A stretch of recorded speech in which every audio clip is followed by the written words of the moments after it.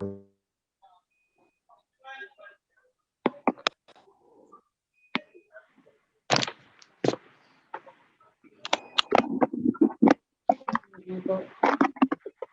right, good evening, everyone. First, I want to thank you for joining the session this evening. This is the first session in a four-part series where we will open discussion on the events and entertainment industry in Barbados and the Caribbean in a way that we've never done it before. Before we begin, I will ask everyone to ensure that your mic is on mute unless you're speaking. For questions during the discussion, you can type them in the chat. And at the end of the discussion, we will open the discussion for questions to the panel. The events and entertainment industry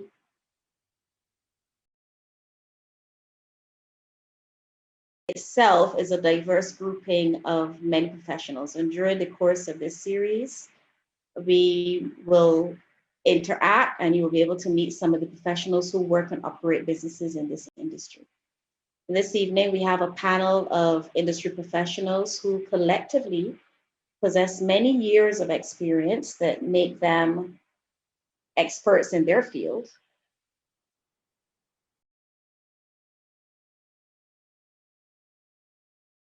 And therefore more than qualified to participate in the discussion of this topic this evening, which is the impact of the global pandemic on event businesses in Barbados. On the panel this evening, we have, and I'll like everybody just to turn on your camera and say hi as we introduce you. We have Mr. Dwayne Bass. He is the president of the Barbados Association of Event Professionals and the managing director of Making Moves. Craig Corey, the managing director of Events Unusual. Hi. Sorry, Dwayne, say hi. I didn't give you a chance to say hi just now, Dwayne. Hi, Corey. Rudy Maloney, who is the president of the Entertainers Association of Barbados and the director of business and marketing for 4D Entertainment. Rudy, can you hear us? Yes, I can. Hi, hello, everyone. Hi, Rudy. And we have Anthony Lane, who is the managing director of Contact Band and the president of the Barbados Association of Masqueraders. Hi, good evening. We also have with us Peter Lewis, who is the director of business from Field Tech Staging Solutions, Barbados. Hi, good evening. My role is Director of Business Development. Director of Business Development. Okay, and I am your moderator. My name is Michelle Smith-Mears, and I am a managing consultant.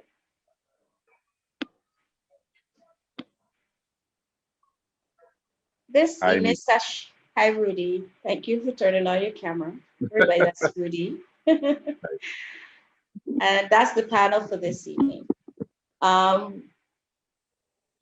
This evening session will form the foundation of the series, and we're giving you a behind the scenes look at this industry, who the players are, who are feeling the impact of the pandemic, and some of the main issues and concerns that the industry has currently. Just over a year ago, the world as we know it changed, the social world changed. In the blink of an eye, all events were shut down and told to reschedule. At that time, we were all optimistic to hold strain until 2021. Well, we're now in April 2021, and not only are we still holding strain, but volcanic dust just added to the mix of circumstances. As an industry, we have experienced unemployment and underemployment. We've lost money invested. We've faced challenges of meeting business and personal obligations.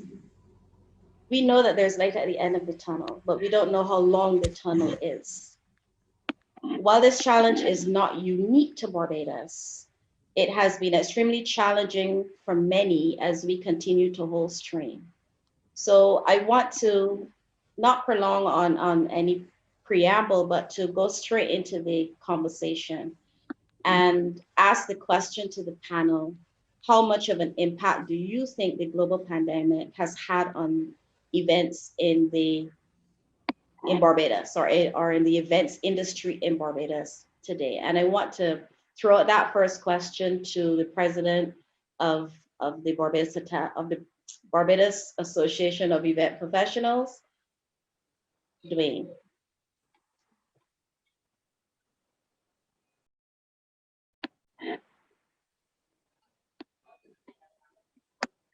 Dwayne, your mic is muted. Sorry about that. Yeah. Once again, good evening to all, and thank you for logging in.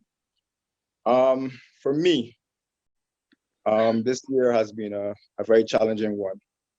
We've been pretty much locked down now from March last year, so there's a little over a year that we've been in this position.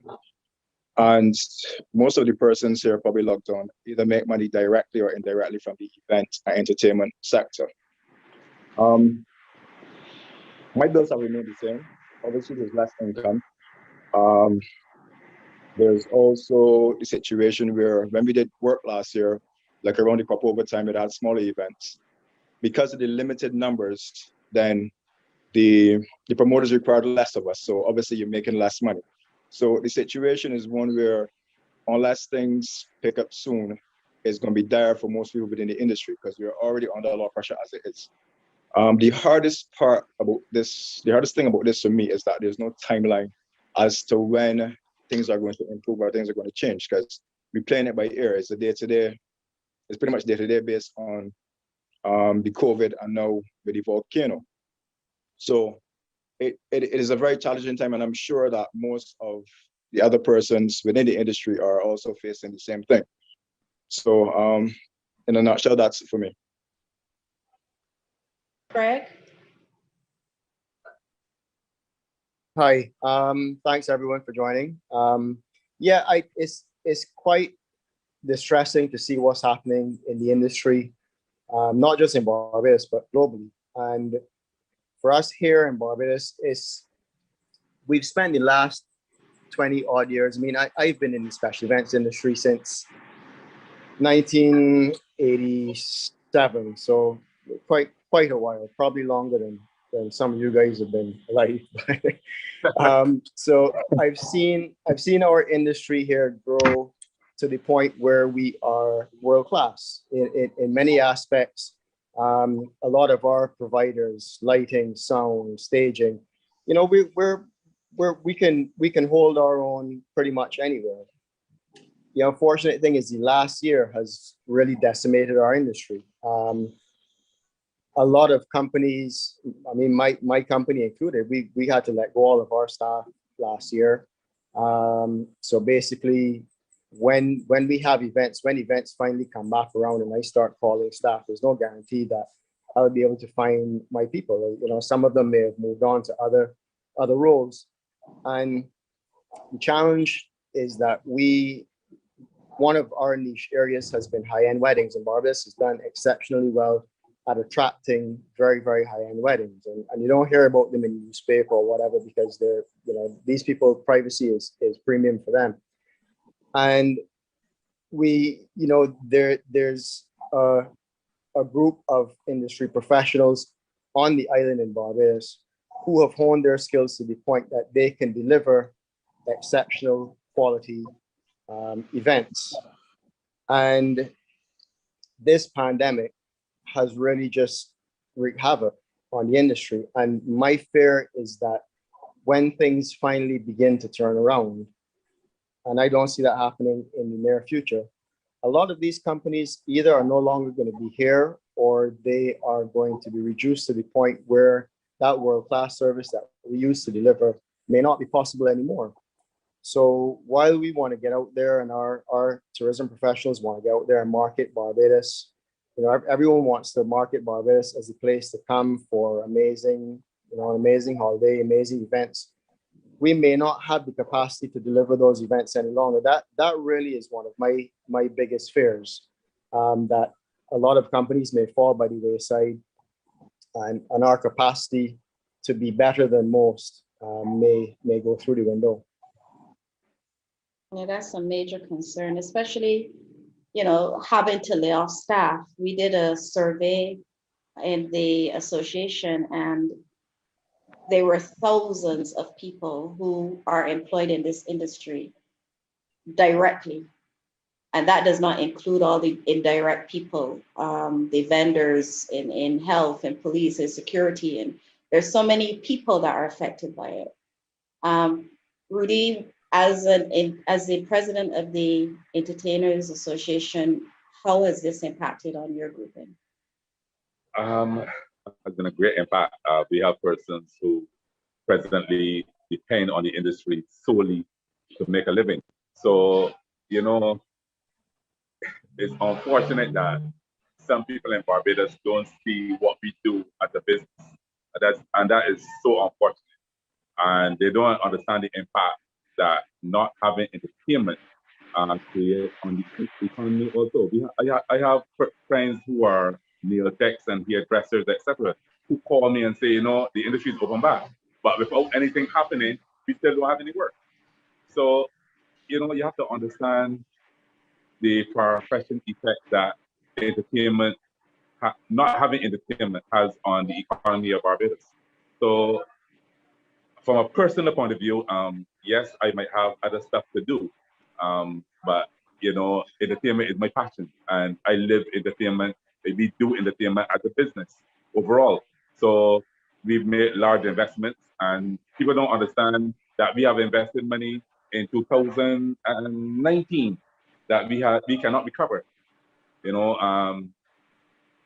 Venues, etc. So paying artists in advance, that kind of stuff. So it has impacted daily on what we do as for the entertainment, as an industry in the whole, our association. We have members who also are artist managers, etc., who depend solely on entertainment.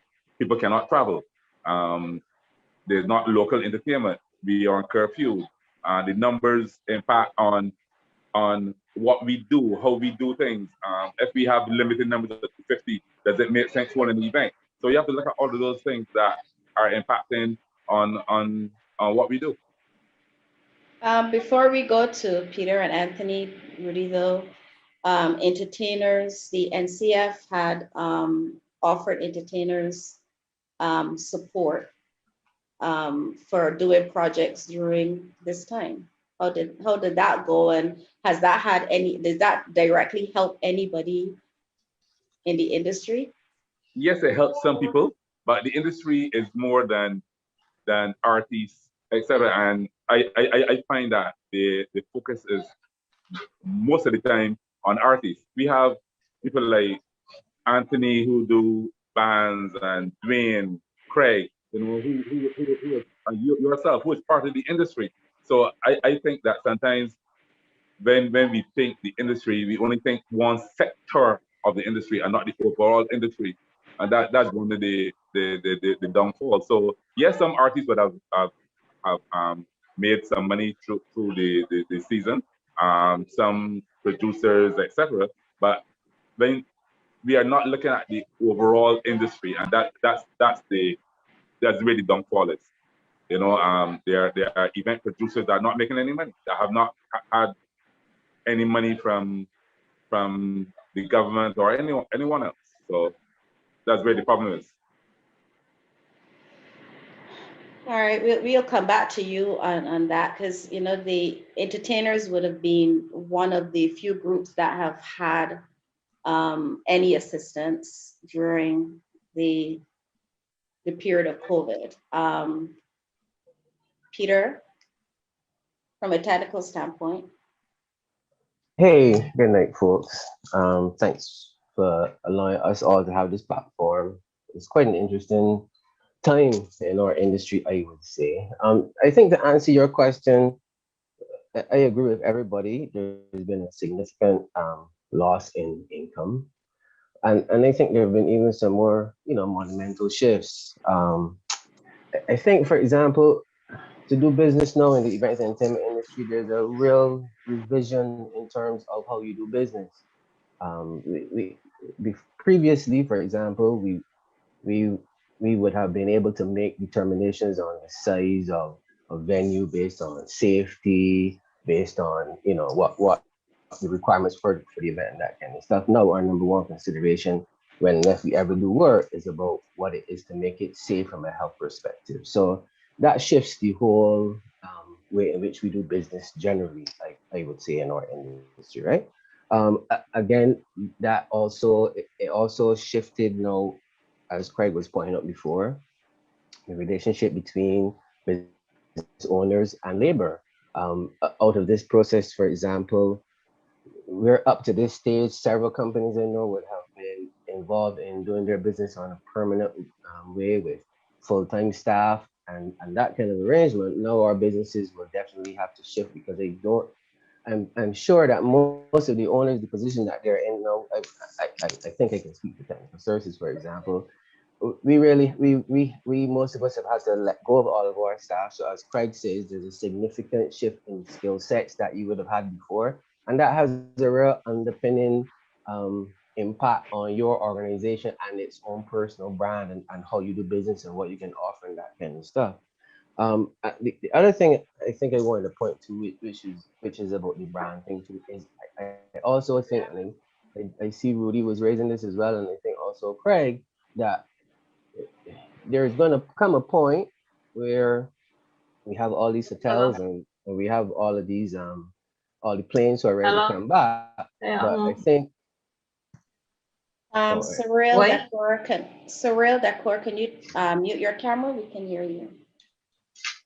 right, but I think too that Hold on a the, second. the impact on what brand Barbados is in terms of is the thing that makes Barbados Barbados is gonna change too, and because the people who are involved in the events and entertainment industry, as far as I'm concerned, are big brand builders. And so if this has an impact on the people who are the creatives, then that will by extension have an impact on the tourism and all the other things that culturally make Barbados what it is.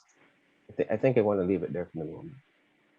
Anthony, there's been a question as to whether there's Corpova this year, and there's been a little controversy based on a recent response to that. Can you give me some feedback as to the impact on the masqueraders and those that depend on Corpova each year? Okay, good evening, everyone, and welcome everyone in the Zoom chat. Thanks for having me. First of all, I'm extremely happy that finally we have a forum like this to speak and also to have this group come together in this forum. These are all persons that contribute to Corpova. As I would say, they're significant stakeholders in Corpova. So after I was involved since probably 2007, 8 as a band leader, and before then as an assistant band leader. I'm really pleased about this evening's proceedings. So let me go to the point in question now, and I'll speak about bands. We would have started production. Well, production is not the right word. We would have started the process of bringing a band for 2020 back in 2019 around October. Significant monies would have been put out there. We'd have purchased our materials, purchased our fabrics, purchased our accessories, purchased the different goodies we're going to give away, the cups, the mugs, and so on. Hired models, because this is a very competitive environment, so you look to get the best you can possibly get in terms of everything I just spoke about in terms of fabric, in terms of accessories and so on. So as you would realize is that we would have spent that money and there was no 2020. Therefore, we are in the red there already. Okay. Persons may ask why, but when you go into a store and you source fabric, you choose the best possible fabric you can get at that point in time. You may pay for a sample, a yard or two, but when you decide on your prototype on what accessories and what fabric you'll be using, then you have to go back and make substantial payment on that fabric or the accessories. The reason being that when you're ready to mass produce in January, February, or March, and you go back, it's quite possible that they may be out of fabric. The same fabric that you would have put out there as your prototype, and then you are caught in a bind. So coming out of that, you would realize that the bands they're out significant sums of money. And we are feeling the pinch. We are suffering just like any other person in this industry, the hotels, what have you. We are suffering significantly. And and this is now going now, well, if it happens or it doesn't happen this year, that will be going into 2 years. As a matter of fact, we have one band that launched back in November, December. And they did that. And that was a great move, showing how business-like you are. And now they have been selling costumes. They're out a significant sums of money. And, they're just in limbo, so to speak. They would have had persons that would have deposited on the costumes, and now, people would be requesting back their money and so on. So bands have lost, are in the red, significant sums of money. Depends on the band, it will vary. Okay, so some bands that would do 8 sections just to make everyone aware. Some bands that would do 8 sections will be out more than some bands that only do 6 or 5. And some bands, obviously, that do 10 will be out even more than the others in terms of purchasing your raw materials, accessories, and everything else that goes along with the package. But Anthony, we went into lockdown in March. I think it was either the 15th or 17th that it was announced that all events would be canceled. And it was, it for all intents and purposes, it was abrupt. There were events that were slated for April. There were events that were slated for March, and everybody just had to postpone, is what they were told at that time. How far in advance does a band start spending money for crop over? Okay, so for my band, we start in October for the next year. So say for example, 2019 October, we started to spend money for 2020. So when you cancel in April, March, really, it's just or it's just at the time where we'll be looking to actually launch the band. But all the materials for the prototypes would have been purchased already. All the accessories would have been purchased already. So that's a significant sum that we would already be out of pocket. And some people will say, well, you just hold it till the next time you could do Kadooment. Yeah, but Kadooment is, bands are so, look, this industry has evolved so much. And this, as I always say, there is a carnival economy out there. And you would buy materials in 2019, and by 2020, there are different materials out there and different accessories that are more attractive and more appealing to the eye. And you would now look to have your band to be more present, let me put it that way, present for the particular point and time. So it's all right to say, unless you have started, if you have started to sell, well, then you would probably try to hold on. But if you haven't, you want your band to be at the top of their game. I call it cutting edge. You want your band to be a cutting edge band with the current times. Well, let's talk about investment on the whole, and this is to all the panel. We know that there are suppliers here, people like Craig and Bass and Peter and stuff. There are people that are suppliers to the industry. You have the event producers. Obviously, you don't, when you're doing an event, you don't start to do the event 2 months before. Some people do.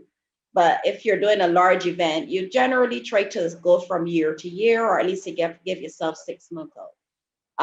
In the case of event planners for weddings and conferences and stuff, you're giving yourself a year out. We a lot centers around Cropova for us, so we know that a lot of these suppliers would have bought new equipment that they have in storage. Some probably still got them at the port. Who knows where they are? They would have borrowed money because this is a business. So you borrow money to invest in your business, and you're hoping that particularly during the height of the season, you're able to recoup that investment with renting out your product or doing events yourself, because some suppliers also are people that do events. And we understand it. So let's talk about that kind of investment and the challenge that has created, because somebody, a lay person, would say, well, what's the point? I mean, you got the equipment there. When things pick up, y'all can just hold strain, as we are told. When things pick up, you'll get more money from the thing. Was a big problem. I gonna jump in. So holding strain is perhaps an option if you own all your equipment outright, you own your storage facility outright, you have no staff, you have no overheads. In a situation like mine, for instance, where I've got a 5,000 square foot warehouse filled to the brim with all kinds of event-related merchandise, portable bars, sofas, cocktail tables, the full works. I don't own my warehouse. So there's a landlord who expects rent to be paid every month. Now, granted, the landlord may reduce my rent by 50%, but a year at 50% rent with no income, you're going to reach breaking point at somewhere along the line. So it's not as easy as just holding strain. If I could hold strain, then fine. But a lot of our stuff needs to be maintained. So if I no longer have staff to come in and check equipment, check the furniture, it becomes a challenge. With zero income coming in, at some point you're going to have to stop paying your pest control, which means termites could get in your warehouse, rats could get in your warehouse. You've got that issue. Perhaps you can no longer afford to pay your insurance. So a hurricane comes along and you have no flood insurance or fire and peril insurance. So these are all issues that have to be taken into consideration. Somewhere along the line, you're gonna have to say, hey, look, I just can't do this anymore. I'm gonna have to either sell my inventory or sell a substantial portion of it and try and get a smaller warehouse and negotiate some kind of delayed or deferred rent. So it is definitely not as easy to hold strain when you're in a position where you've built up an inventory over years that needs to be looked after and kept in working condition. And imagine the lighting and sound companies now with all this ash and volcanic ash and dust that is settling everywhere. That's blowing into their warehouses, because I don't know about you guys, but we have closed up every window and door in our house for 5 days, and we still cleaning the house 5 times a day. So the dust and ash is getting in. So when you've got sensitive equipment that needs to be looked after and you no longer have staff, it is a very, very difficult and a very worrying situation for the industry. Bess? Hi, all right. Similar to Craig, for those who don't know, I am into staging, rigging, stuff like that. I make most of my investments right before the crop over season. So I generally would buy equipment in January, February. So it gets to around March, April, so that I'm ready for the crop over season. My equipment is relatively expensive. And then adding to that, depending on where you're bringing it from, there's the cost of shipping and freight, which if it's China, it's extremely expensive. Then you compound that by having to pay duties on the stuff that gets here, which once again, we have some of the highest duties I swear in the world adds to that. So when I make an investment, and I'm just calling the number here, let me say like $50,000, $60,000, expecting to make that back during proposal, and that doesn't happen. I'm a small business. I don't make millions of dollars when the year comes. So the hope is that when I spend that money, whether it is out of pocket or borrowed, it has to be paid back or it has to go back into my reserves. Holding strain for 3 months is fine. Most companies can manage that. But when you are basically unemployed or underemployed for a year, it is virtually impossible to hold strain. It's not possible. The equipment is there, yes, but then you're not making any money from it. Your expenditure is probably the same or close to what it is because all businesses have bills which they have to pay every month. As Craig alluded to, you still have to pay insurance because the equipment still needs to be insured in case something goes wrong, especially now we have the upcoming hurricane season. There's still storage to pay. And with the volcanic ash right now, my situation is one where most of my equipment is inside, but some is outside as well. My guys actually asked this week if we were going to clean. I said I would like to, but then there's a cost for cleaning, which is mainly labor and material. And not having any income for almost a year is virtually impossible. So you have to wait now to service your equipment right before you have a job coming in, because then you know you can make some money. So you can then pay the guys to service, get the equipment ready, and for that particular job. But it can't be that. At some point in time, holding strain is impossible. So it's either we get some form of help from the government, whatever, some entity, or we're going to have to close down. And that's the reality that a lot of us are facing at this point in time. Anybody else want to comment on this investment and challenges we're talking about now?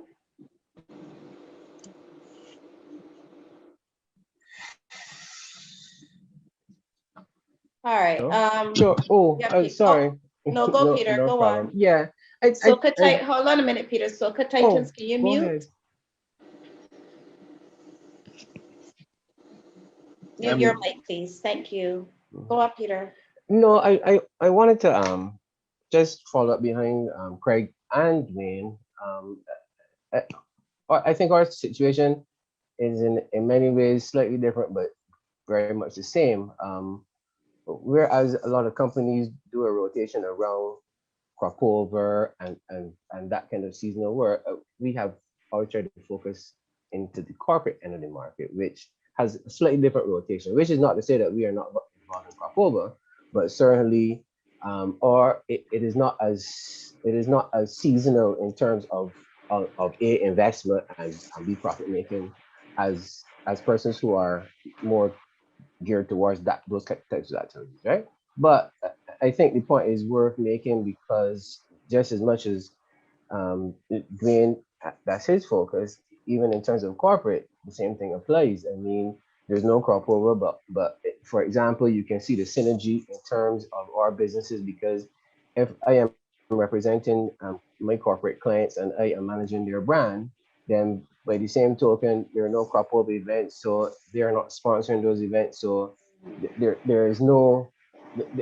kind of activity that can be engaged from the corporate end either, right? So it's clear to me because I think sometimes we have these conversations, and in many of these conversations, people have a focus on entertainment, and a lot of times our industry is perceived as the people who make parties, and there's such a there's such a wealth and such a diversity of the services and what happens within our industry. But I must say that I think part of the reason is, especially in the technical services, our tradition has always been that you don't see us, right? So in fact, we're dressed in black for that reason. So know that people have to look on and see industries. It's almost impossible, I think, sometimes for people to recognize the depth of what we do and where we are and how important we are to the industry and those kind of things. Yeah. And that's a very good point because when you're working an event, our job is to stay behind the scenes. The people that you see would be the band on the stage. You know that the lighting person got to be there. You know the sound engineer got to be there. But there are hundreds of people behind the scenes, from the people that clean the grounds afterwards to the event producer themselves. And we sometimes when we talk about events in Barbados, so you say, oh, events are banned, or the prime minister in Jamaica, while announcing something great, they said that they're going to give monetary support to entertainers, or well, they said artists, but sometimes the word artist seems to mean entertainers for um, some people. But we often forget that this industry is a whole lot of people, and that when an event is canceled, that you and it's canceled at the last minute, or you have people that have bought vendors that have bought food from either supermarkets or suppliers or farmers. You have people that maybe would have been coming in to stay in hotels. You have law enforcement, you have health, you have all sorts of people. And then not to mention all the people in the back, all the coordinators, the event planners, the show producer, we call them, the term that is loosely used for that person is a promoter. But a show producer has a promoter, a person that does marketing, that does social media marketing, that does the people doing artwork, radio stations that are seeing a reduction in their revenue now because events are not happening. So you're quite right. There's a lot of people in the industry, directly and indirectly, that impact on this. Somebody has a question to Dwayne and Corey. What figure and support would they both need to get your business up and running? I suppose. So, Titus, do you want to ask that question?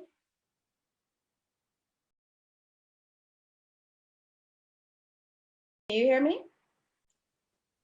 Sorry, you met me? Bess, Soka Titans, you were asking a question. Yeah, you basically asked it already for me, Michelle.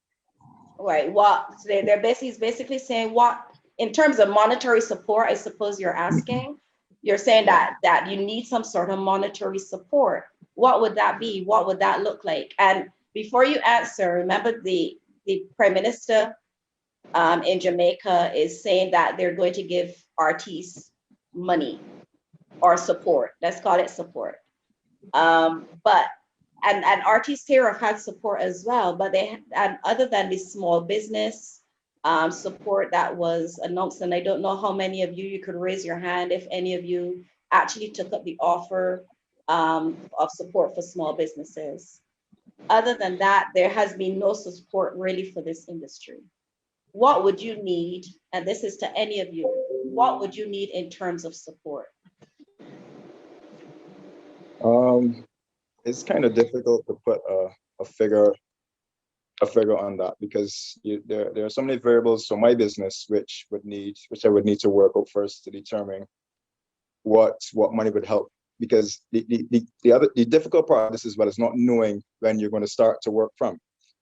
We literally have no idea when events are going to restart, and from the tone that the government has been putting out there, it doesn't seem like anytime soon. So putting the figure on it right now is impossible because it would have to be on a monthly basis.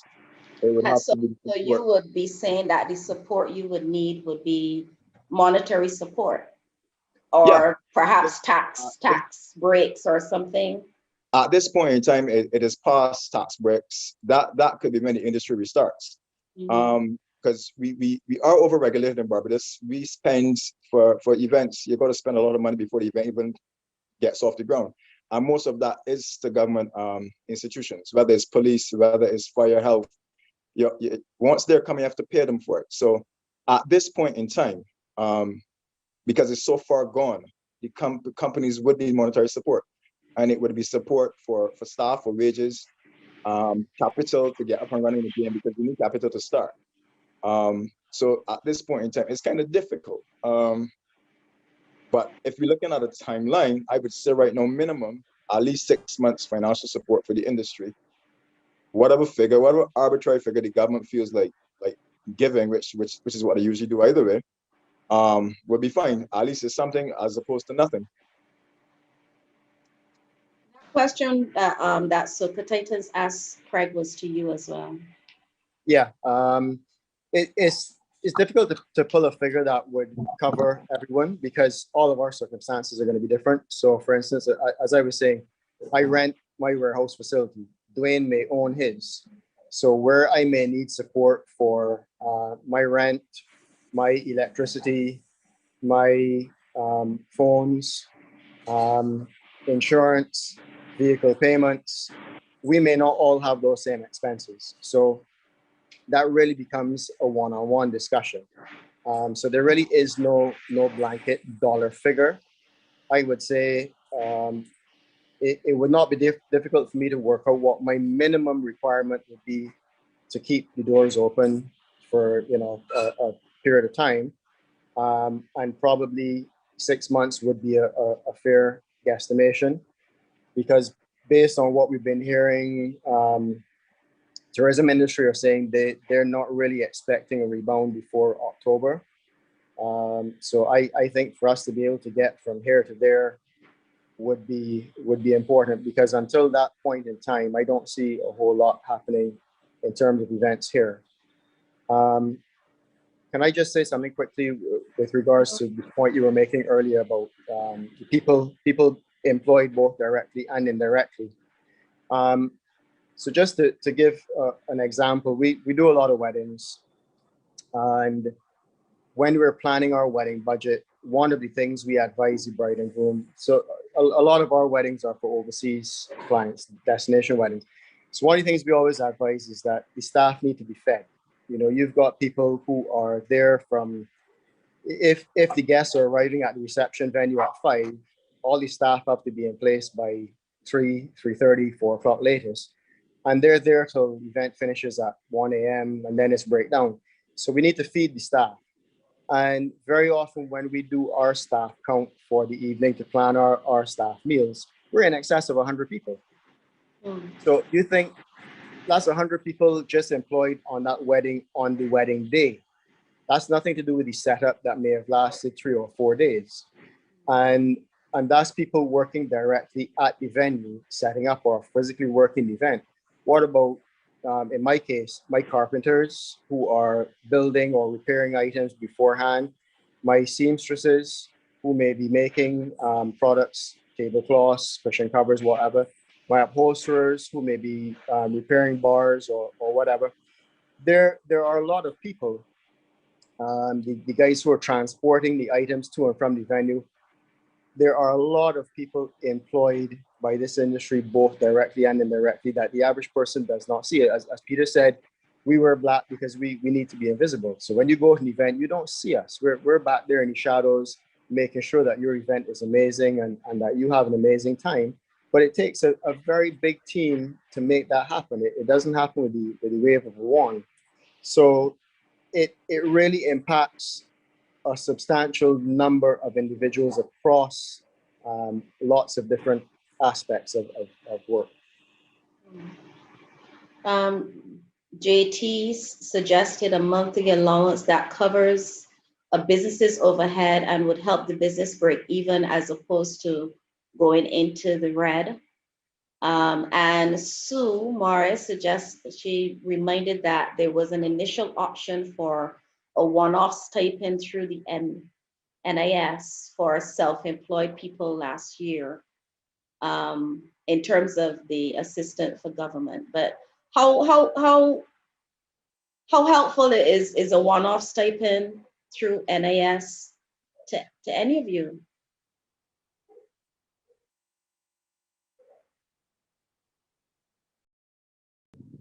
Well, for bands, it would be helpful. I just think it would vary from band to band. but any assistance rendered to bands would be helpful. I believe this, that the entertainment industry is so dynamic. You know, it is difficult to talk about a one-off stipend. You know, I think we have to look at this thing in a different light, holistically, how it affects each individual. And I think that's the way we have to look at it. Not a one-off stipend or anything like that, but we have to get down to the ground to understand how it affects each one of us individually. Peter, you just turn off your mic. Good. Sorry, I want to support Rudy as well. I don't think that I don't think that a one-off something. I think that maybe what there needs to be, some more interrogation as to this, as to the impact and how an environment can be created. And I don't only think that that's a government responsibility, but I think that there must be a way in which more opportunities for investment into our companies, or even more capacity ways in which we can find other funding, because I think all of us know that as full as our warehouses are, that this thing has had such a dynamic impact on our industry that there's a lot of pivoting that we're going to have to do anyway. And so again, I think that is there's a lot of strategic moves that have to happen in the short term if companies are going to survive in our industry. And I think that requires several different kinds of responses. So my thoughts are about how do we create a set of resources that companies like myself and band leaders, all kinds of people can have access to. I mean, and there are examples out there, because many governments across the world are trying to respond to this idea in different ways. The question is, what is the combination of those responses that works for our mind?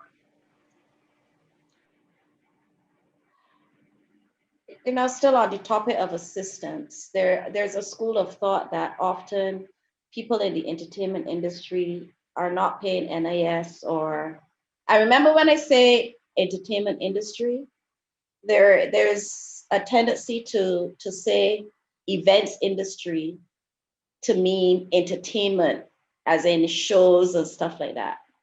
And sometimes people don't realize that an event is really anything. An event is a dinner. An event is going to church, is a church event.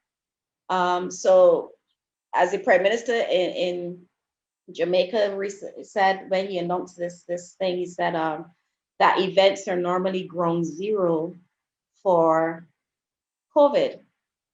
And there are some people in the industry that feel that events have been vilified.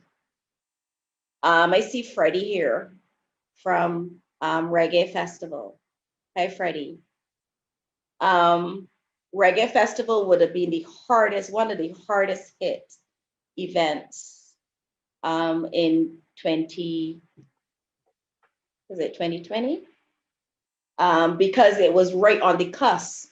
They would have paid, Freddie can talk for himself, but they would have spent a whole lot of money, like Rudy said, in artist fees, in advertising, etc. Do you think that there should be some meeting with show producers or people in the industry that have lost money, that have made investments, that are continuing to lose money, that are uncertain whether they would even recoup that investment, to see whether there's any assistance that government can give to the sector as a whole?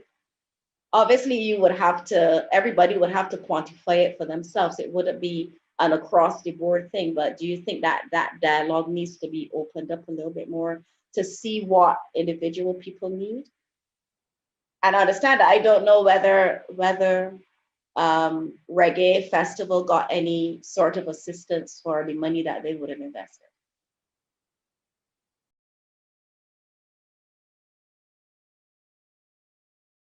Everybody quiet? That means that you don't want any assistance from government, I see. You had asked Freddie the question, so. Oh no, I just noticed Freddie was acknowledging that Freddie was there. Okay, so I don't know, Freddie. um, Freddie, do you want to say anything? Your mic off, Freddie. Your mic. Okay. Yeah, Yeah. Freddie. As you said, we were the hardest hit because it came just when we had prepared everything, artist fee, as Woody said, as Woody would know that, and know, and who else is on the chat, that is promoters know that we have to pay monies up front, you know, and none of those monies were recovered. Mhm. I don't think that people recognize that before you do an event, there are so many upfront costs. Some of them before you even sell one ticket. And the immense risk in terms of a event. I'm not talking about private events or anything. There are planners on here that are hired by corporate companies, by people doing weddings, and they charge them a fee for providing event services. But there are event producers here who take the risk of hosting events with the hope that people will come. And before you do that, you got cost cap, you got police, you got health, you got noise, you have infrastructure, and stage, song, and artist will send you a technical writer with all sorts of things that you have to deliver even before sometimes you start selling tickets. Sometimes you're paying an artist 50% deposit on maybe a $50,000 US, depending on who the artist is, before they even come here. And in the case of Reggae Festival, know that that did not happen. What happens to that money, Freddie? Well, we haven't gotten back a cent. The artists have said they will come when the place to come back up, but we don't get back no money. And just for clarification, remember that even when events start again, there are issues that will be discussed next week when we talk about the future of the event, the entertainment events in Barbados. And we're going to look at that from the Caribbean as well. But remember that even if you have paid that deposit to an artist, there are other people that paid them deposits and they have something called a tour schedule. So you now have to wait to see whether you can host an event, whether you can have the thousands of people that you need in order to break even for that event to make that artist make sense anyway. And in a post-COVID environment, the numbers might be reduced. We that is something that we need to start talking about. So there are lots of complexities as it relates to Reggae Festival, saying, okay, we'll have our event when in 2023. All events, because I know the couple of band leaders and those had invested money too, and getting costumes, everything ready. And some people have also sold tickets. Would that be correct, Anthony, that people have started selling costumes? What, you refund those? What do you do? We have already produced prototypes. So as I said before, that money has already been spent. But you don't have a situation where people were starting to sell costumes, like people like Reggae Festival would have had to refund people. Yes, I said that before, that one band, they actually launched their band, I think it was November, December in 2019 for 2020, Zulu. So they were selling, and now they're in the position where, people will be requesting refunds and so on. So how do you refund people when you had to spend the money? You take out a loan? What do you do? Sometimes you have to do that. Believe it or not, a lot of band leaders have had to go for loans already. When you're in debt, you have to pay the debt. A lot of band leaders had to do that already. So, That's what you have to do. Luckily for the reggae festival, we never take the money from the box offices, so the box offices had to refund those people. Michelle, sorry, Freddie. Go All ahead. right, go ahead. Let's look at Warriors Night, for example. Pretty much most of the events were sold out for Warriors Night because of the reduced numbers. Remember, the numbers are only 250. And literally the day before, actually no, the day of, the events were canceled. So having paid for venues, having paid for setup, having paid for perishables for food, having pretty much paid for all the costs incurred for an event, then the promoters, producers were out to sea. Now, the government made a statement which they said that it would reimburse the promoters for the monies, for the losses incurred. That has yet to happen. So some of them themselves are still feeling the pain because this is April now. And up until now, having I myself set up for events, for like 6 events for Warriors Night into New Year's Day. And having got some of the money, not all, I myself felt the pain from that as well. So there are a lot of persons right now from that time frame are in the situation where they've yet to receive any money from the government. So yes, we might want the help, but I honestly don't see that help coming at this point in time.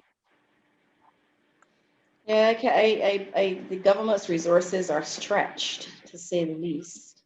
Agreed, but if you make that statement where you say that it's pretty much a promise. You're saying that you're gonna reimburse them for the losses, and up until now, that does not happen. So, I understand the situation. Don't get me wrong. I'm not trying to be unreasonable, but if you make that statement, then you honor it.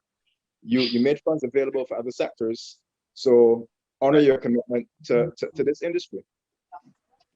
Mish, can I jump in? Yeah, go ahead. Yeah, I was gonna say, I had shared a story into our event group recently. I do not remember which country. It may have been Denmark, but one of the countries in Europe, the government had recognized the value of their events industry to their economy and to getting the economy moving again.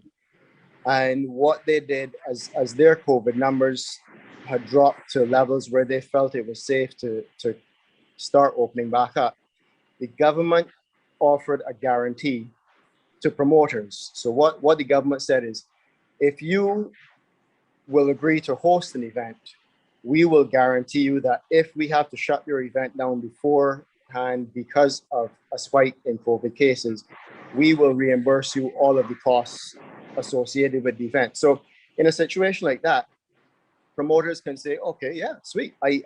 I'm fine with going ahead, planning a concert. I mean, not necessarily concert, but planning events, because I know if this situation goes south again, that I'm going to be covered. Now, coming back to what Dwayne was just saying, if you're in a situation where the government offers to guarantee, but then they can't deliver on that guarantee, it doesn't. So in other words, if the government was to say to us now, okay, you know, our numbers are low, we'll guarantee to cover your losses. Us as a group are going to look and say, well, hold on a minute. You know, it's been 3.5 months now that no one has been able to collect money for New Year's Eve. So I totally understand the situation that we're in. I mean, I think the government has really tried their best to keep the economy moving.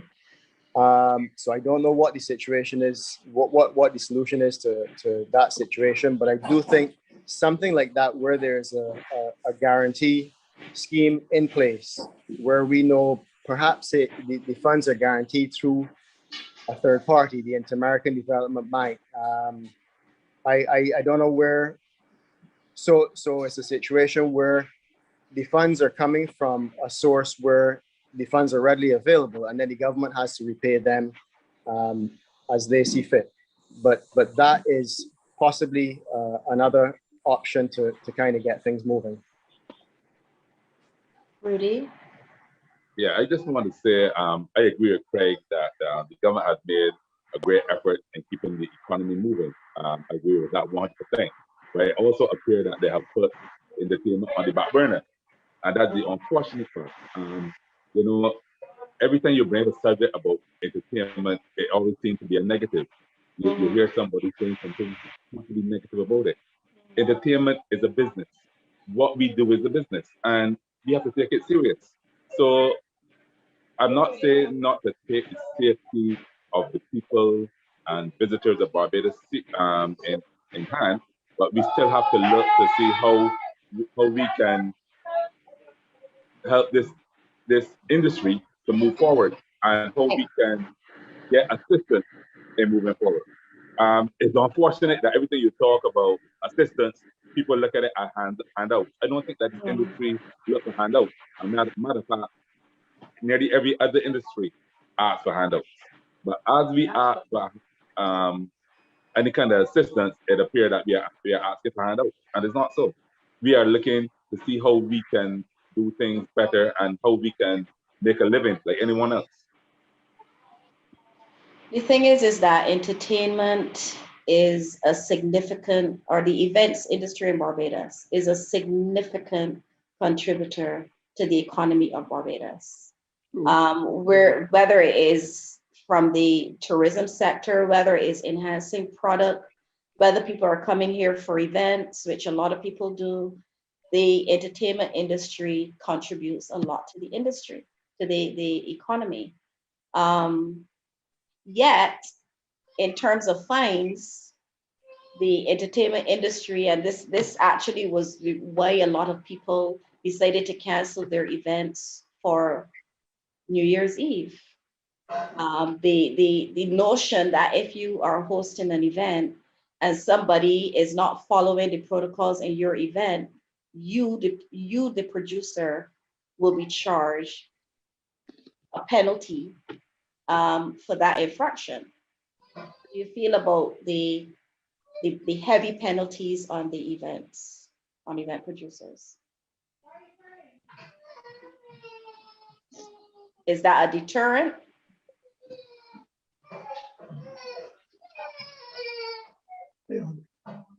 Freddie, I think you have your mic still on. Yeah, I would say it's absolutely a deterrent, because within the industry, I do wear several hats. So I have my events company, Events Unusual, but I also host events as well under a couple of different brands. And when we were faced with the protocols and the potential penalties for breaches of those protocols, I said, no way, like it is simply not worth the risk.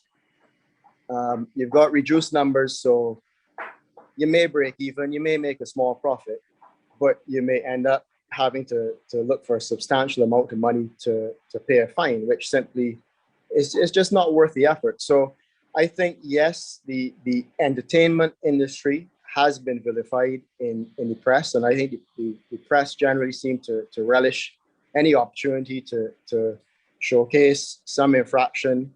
And you look at the comments when there is a story, and people just seem eager to pile on the blows and treat the events industry as the villain in the situation, when the reality is we do so much. I mean, Peter had said something earlier. He referred to us as the brand builders.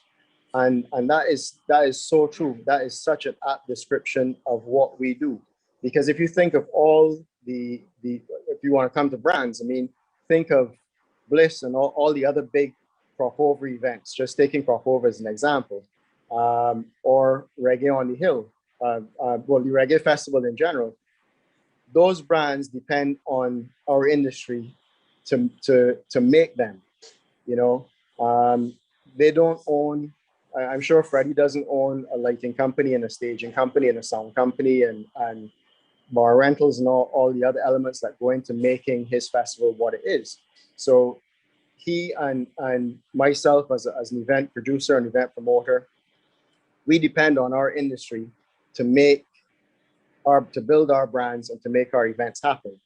And that unfortunately goes unseen. And then we're faced with this reality of being blamed for the present situation, which is not the case. And case in point, a lot of consumer brands have had their budgets slashed. And a lot of that is in direct relation to the fact that there are no entertainment events. I mean, some people would say, oh, that's good, alcohol consumption is down. But those, like you said, those brands depend on events to build awareness. And a lot of those brands use events for event marketing. So those same brands are a casualty, or the distributors are casualty of what's happening with events. Some comments. Yes, Peter, you wanted to say something? No, I only wanted to add that I think that there's some other stakeholders who I feel should come to the fore as well. I mean, I think, for example, where is the insurance industry in this? A big part of the issues that were faced for example, at New Year's Eve had a lot to do, as everybody's saying, with the fact that you had paid up money and you couldn't get it back, or you had invested some money and that kind of stuff, right? And I think, like, for example, one of the responses that we are seeing internationally has to do with guaranteeing of insurance policies and that kind of stuff, to the extent that this is really about the impact of this to our industry, right? We are in a space where I am sure many of the people who are here, certainly I can speak with technical service providers, know exactly how to put on a clean event complete, right? We know all the protocols, we know the distinction between 6 feet and 4, that whole thing we have done pat, right? A part of the issue with us being able to work, because in many ways, even if we said tomorrow, let's go, we are still going to have to struggle with what are the standards and the protocols that have to be operated now, and also to the fact that if we are able to ensure our events in a manner that allows for us at least to break even in terms, especially if there are things like pandemics, volcanic eruptions, all kinds of things that are occurring in our market now, then that may be one of the ways in which we can respond. I mean, there must be. What I'm saying is that there must be many ways, right? Part of the thing is not for us is to be able to understand how are we going to restart, but not only how we're going to manage. No, there's no work, but how do we restart, and how the industry really is going to have to change to deal with all of these things, because as everyone here is saying, this idea of COVID and masks and all these are things that are here to stay, certainly, I would say, for the next 3 to 5 years, right? And so, to me, we really have to relook at how we are going to organize our industry to meet all of the challenges that are going to be created by starting up the industry again, especially in this environment. That's true. The industry will certainly look different. I am not sure how long it will take us to get back to mass events. And there's a school of thought. Some people feel that you can't do mass events like our crop-over events without masks. Some people feel that once you are vaccinated, the majority of people are vaccinated, that we can return to those mass events with thousands of people. Some people feel that you will never return to that. Do you think that we will get back there? And even if we get back there, are we going to be, when the egress into an event? No, you just make sure that people got the tickets. But are you now going to have to be checking their COVID status? Are we going to have COVID vaccinated only people? How do you see us moving forward? Well, that's the work in progress, and that depends solely on the science, what the health people say can happen and not happen, and the protocols, what protocols we put in place. So I don't think we can sit here and make a determination on the future, but what we can do is plan for what will happen in the future. It's funny, you know. I don't think you're, I don't think we have anything that is clear what we can do going forward, right? Even right now, if you look at it, Minister John King came out and talked about crop over. We have not a clue of how it will happen, who is involved, anything like that. So we still have to wait, you know. And after that, what will the health people say? So there's a lot of things that need to happen, and we need to have communication on at this time. So in the discussion of crop over, are Yeah. any of Yeah, you Michelle, can in the room? Michelle, can I say something quickly? Yes, Bass. Sorry. Well, not really disagreeing with Rudy or Peter, but I am one who see events returning to normal very soon.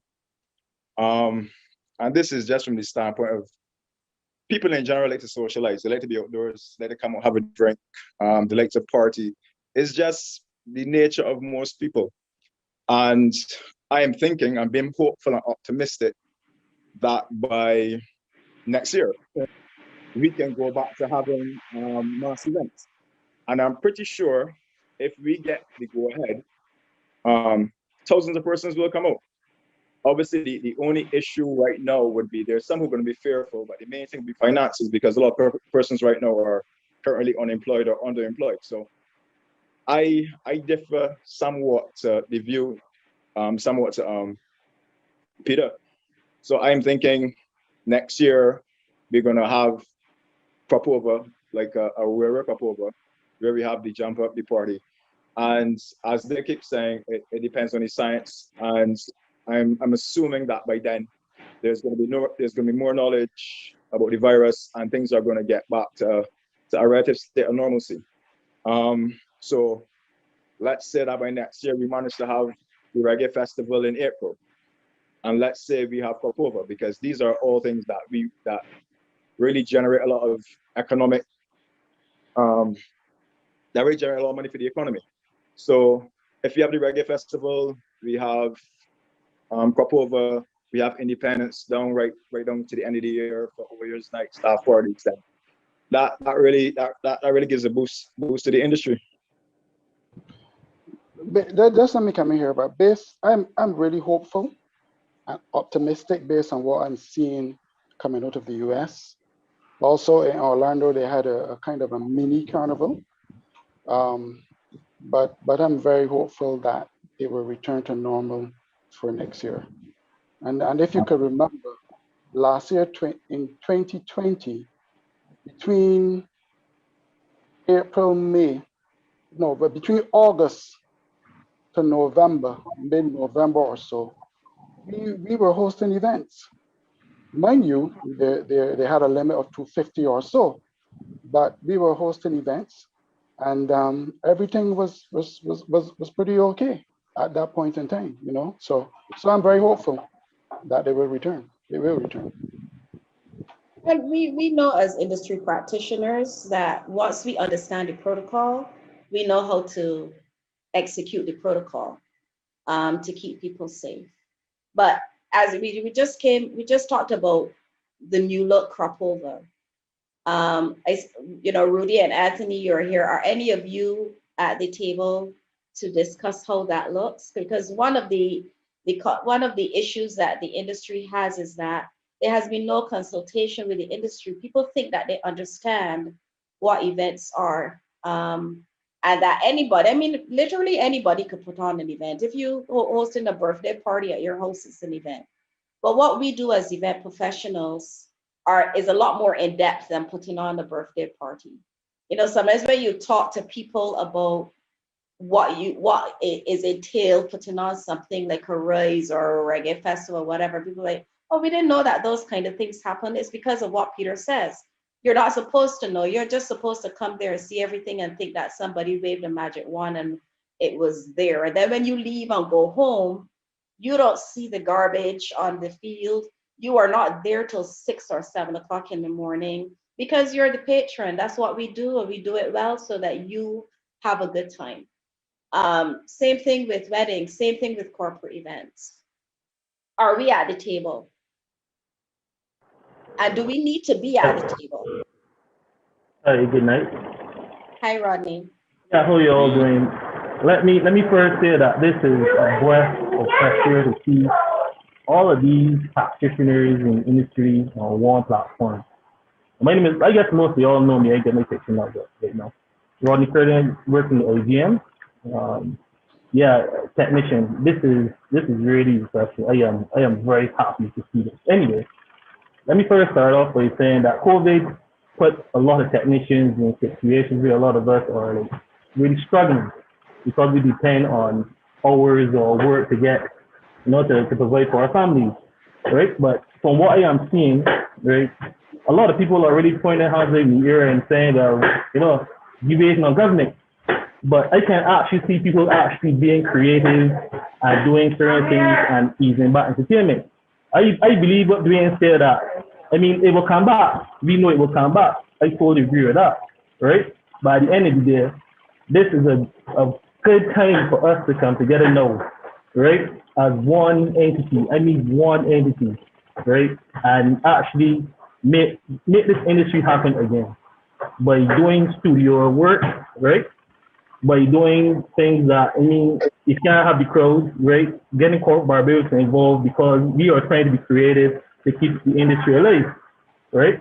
And one more important thing too, the technicians in Barbados, we are not unionized, right? We are so far behind when it comes to the collective bargaining thing. You all are a lot of CEOs and owners and stuff, right? But we don't really have much technicians on this platform to discuss these issues, right? But it's really good to see this. This made my night actually, right? So I have a lot more to say, but go on. I would still listen and see what's going on. Thanks. Thanks, Rodney. I want to come back to the question, do we need to be at, and it's kind of what Rodney said, do we need to come together and sort our business out, or do you think it is important for us to have open dialogue, to be at the table? Other industries are at the table. Tourism is at the table negotiating for themselves.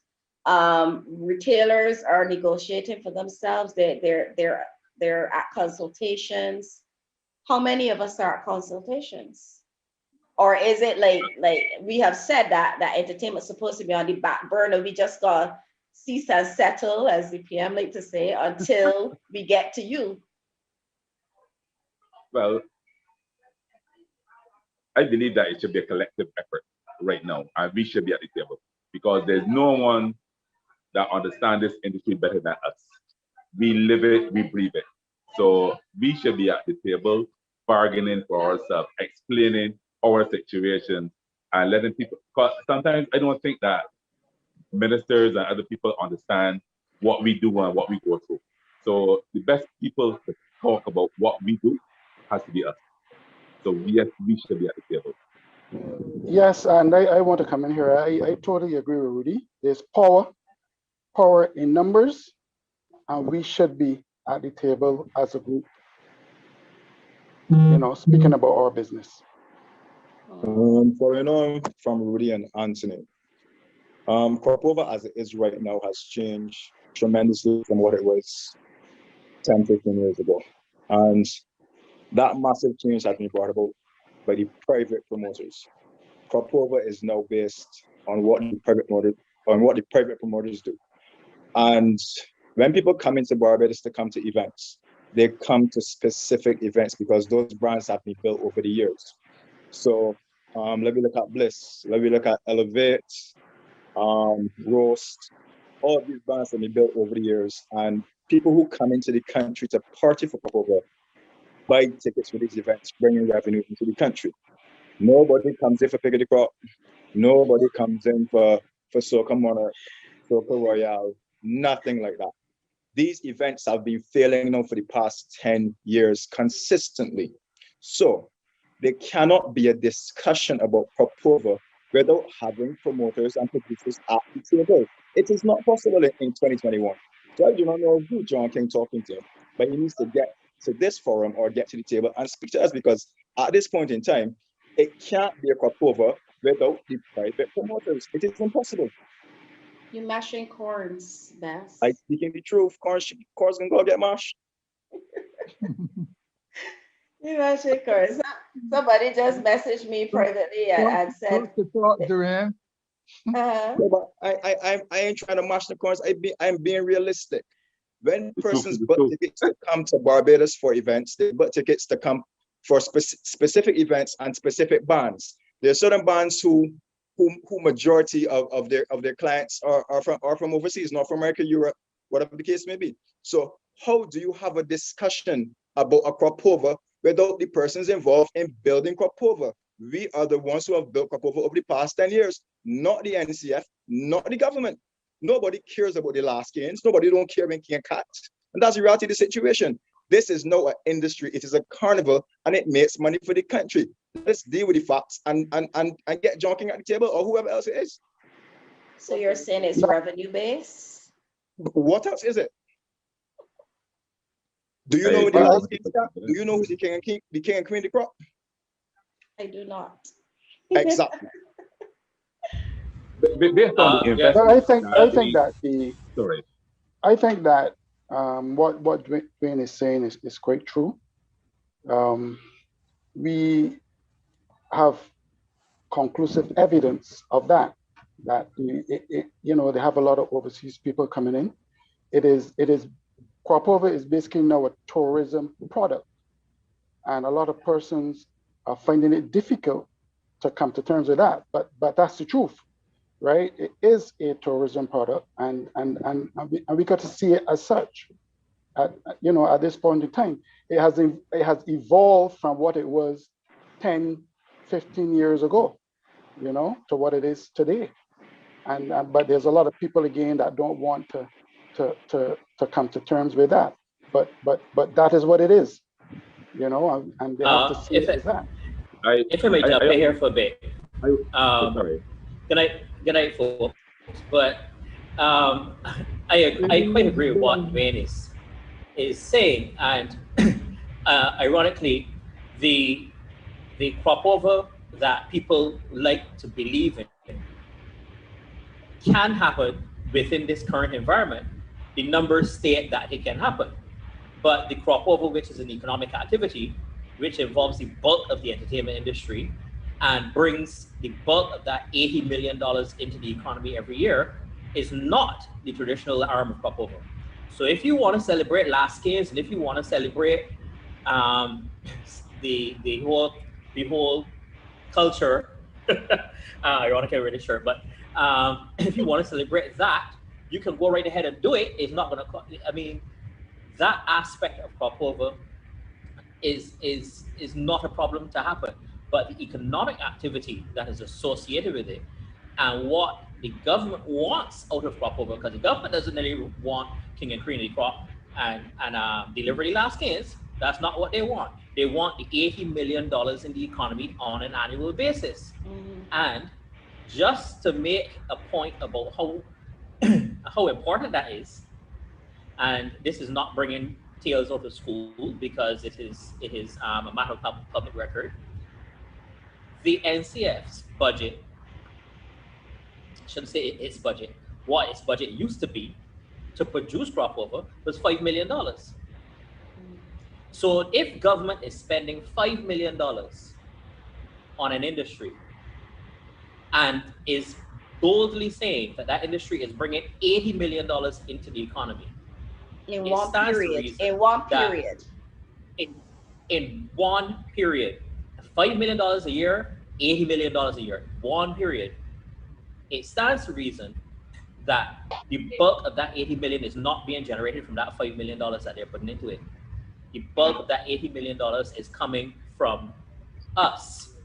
It's coming from the entertainment industry outside of the traditional crop over.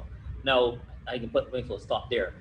Now, in terms of where I think the industry cannot go, may not go, we have some very serious challenges which are coming up, and not the least of which would be the comfort level of patrons. I know that, as Dwayne said, we are social beings. We want to be out there. We want to be viewing live entertainment. We want to be able to socialize. But persons' comfort levels are going to, that is what is going to drive whether or not we get back to multi-thousand persons events. And their comfort levels are going to be driven by the proof that events can happen, that there is no, and part of my use of it, there's no bus crawl gate after an event. And once that happens, then the industry will grow and grow rapidly back to a point where it becomes viable for a lot of us, right? For those who don't know, I manage the Frank Alamo Hall, and in December, we hosted 4 shows, adhering to all of the protocols which were in existence at the time, which meant that the hall had to be reduced to half capacity. It was pretty much sold out every night of those 4 nights. General consensus from the patrons, they were glad that they were able to come back out to live events, right? But general consensus from producers was, if this continues, we cannot afford to do it, because there is no way that selling only half the seats in the theater space can make sense economically for them to do it. Now, ironically, most of the ones that were telling me that I have been to their events, they've been selling more than 250 tickets event anyway. But that's not the point. The potential for them to sell the place full was there. So therefore, the potential to sell to their sponsors, to be able to say, we could give you 1,000 eyes on your product, on your service, on your sponsorship, right? That potential meant that they can get enough sponsorship to make the show make sense. Now, when they are forced to say, we can only give you 500 eyes on your event, the sponsors say, well, then it's not worth my money to put it into your event. So therefore, their sponsorship revenue drops. Their gate receipts are impossible to go past the half house, but all of their costs remain the same. The venue cost is the same, the talent cost is the same, the marketing cost is higher. All of their costs remain the same, but their potential revenues are lower. So we have a lot of hurdles which we have to actively work to get over. And I completely agree. There can be no discussion in this country about the future of any entertainment segment, about the future of the entertainment sector. There can be no discussion without the involvement of entertainment professionals. And I'm almost sorry to say this, but there are no entertainment professionals I shouldn't say no. There are few and far between entertainment professionals within the government and its various arms. Very, very few. And the few that are there are not listened to with any sense of respect or any sense of knowledge, or any sense that they are speaking from a position of knowledge. It always comes over as something being very emotional from you strange arch people. And unfortunately, sounds bad to say. Anybody else want to be real? Somebody said that everybody's being very honest. Hey, me. That's the only way I know it would be, actually. So. Yeah. I know. Freddie, turn off your mic again for me, please. Turn it off? Yes, it on. Sorry to interrupt, right? I know what Stephen is saying is so true, right? But you see, at the end of the day, in comparison to what's happening outside of Barbados, we had concerts in New Zealand, we had concerts in Spain, in massive countries, right? those people recognize the importance of concerts, right? We need somebody in government, as Stephen was saying, to understand how important these things are to industry, right? They're just as important as tourism and any other industry, right? We need to have a voice, but going away from that, I think that we are still being creative. I think we have room to come up with ideas. Like, I mean, I'm sure everybody saw the stream on CBC. They had a better production at a church in town. I mean, there are a lot of things that we can try, right? There's an opportunity now for us to really make our industry more solid, more robust, to handle these things. The last pandemic that had, theater performances came out of that and was even stronger than before, right? So you can look at history, it will come back. As Glenn said before, it will come back. But we can use this opportunity now to solidify our connection as a whole and argue with the powers that be government and let them know this industry is extremely important to Barbados and the region. Right? Yeah, Peter. Hi, thanks, Michelle. I take Rodney's points quite seriously, or rather, I endorse what he's saying, to the extent that I think that this may be an opportunity for more than the pandemic and what should be done, right? Because there are many sides of this coin that we have to look at. I would say, immediately, as everyone is saying, you can see a correlation between a bump in foreign exchange and what we get at festivals, right? And at the moment, everyone is also saying we can grow back and it can be better and those kind of things. But there are many elements of the industry that also need to be rounded out, discussed, worked on. That I think the opportunity now should be presented, that dialogue with all the stakeholders to allow for advancement in the industry generally. At the moment, and in the point that Rodney is making, the voices that relate to our industry are the owners, producers, and the government. And I say that in relation to how things are done, what the regulations are, that kind of stuff. And there's a space, obviously, for industry professionals who are not owners. There is a space for, again, I kind of go back to the insurance companies and the roles that they play in our industry. So there's lots to be talked about. There's powers in numbers. I support the Barbados Association of Event Professionals for that reason. But I think that a lot of the dialogue that needs to happen does not happen predominantly because the people who are in the industry are having the number one conversation is about how much money who is making, who is taxing who, how that goes, where this money goes, where your investments and that kind of stuff. So maybe this is a watershed moment in the midst of a pandemic and a volcano. Maybe there are times where, what are the health and safety issues that have developed themselves in our industry generally? How do we treat with that when people come back? How does that make us more competitive?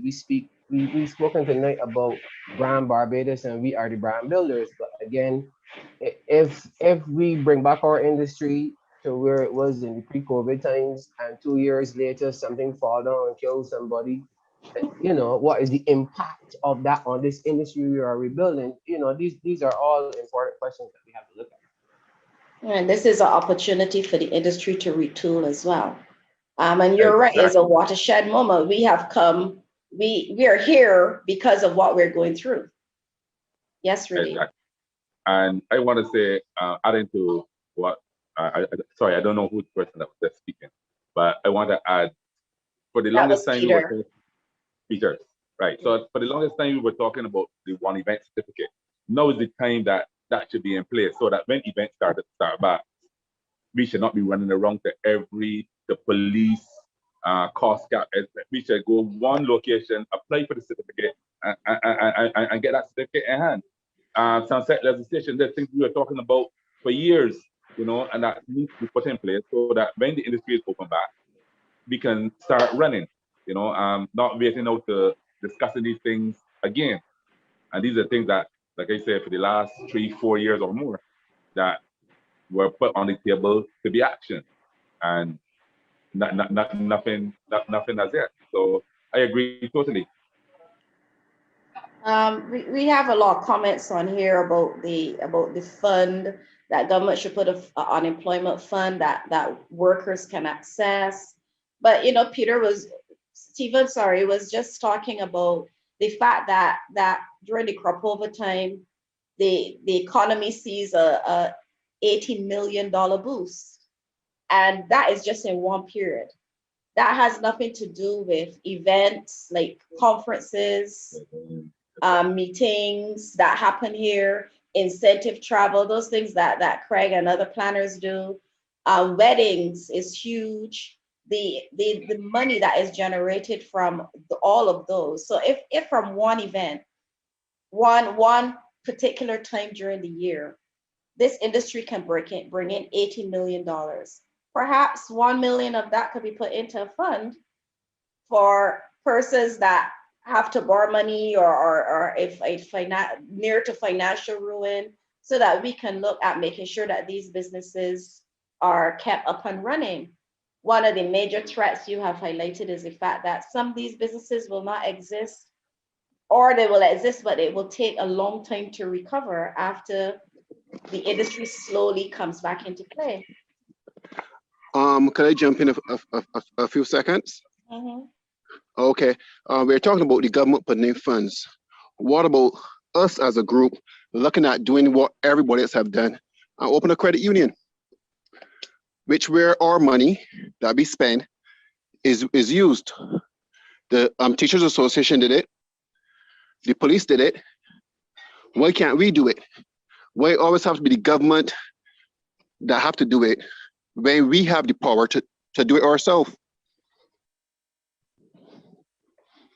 Well, I get that a credit union is actually a fantastic idea, because I think charity begins at home, and all of you will recognize that this is, like Peter said, a watershed moment where we need to come together as an industry and decide how are we going to come out at the other end of this.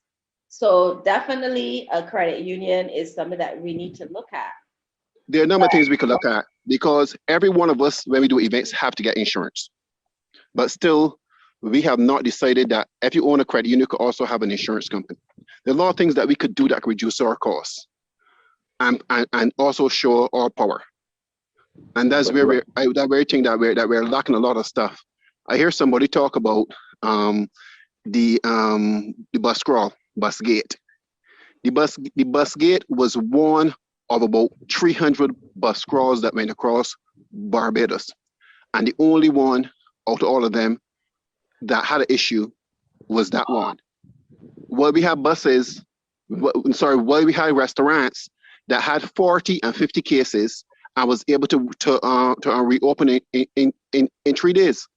So when you see one issue, God can see how fairly are we being treated at this present time. As an industry.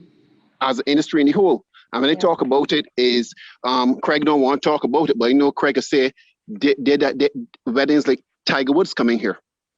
If Craig and them do not have the materials to make sure that they have an excellent event, right? It can't happen. It cannot happen. They're not coming here.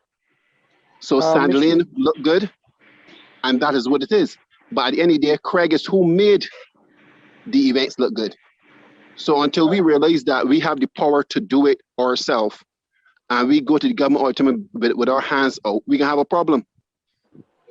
But I would like to join in there with what Orlando just said. Go ahead. Go ahead.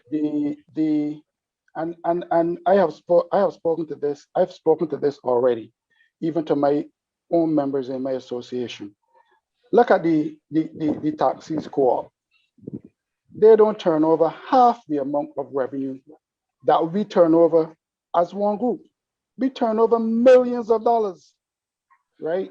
And I agree with Orlando. This is a direction we should go, so that in the time of need, we could assist our members, right? The taxi guys got 3, imagine this, 3 payments over the season from their little small taxi co-op. And I am quite sure that they don't turn over the amount of money that we turn over as a group.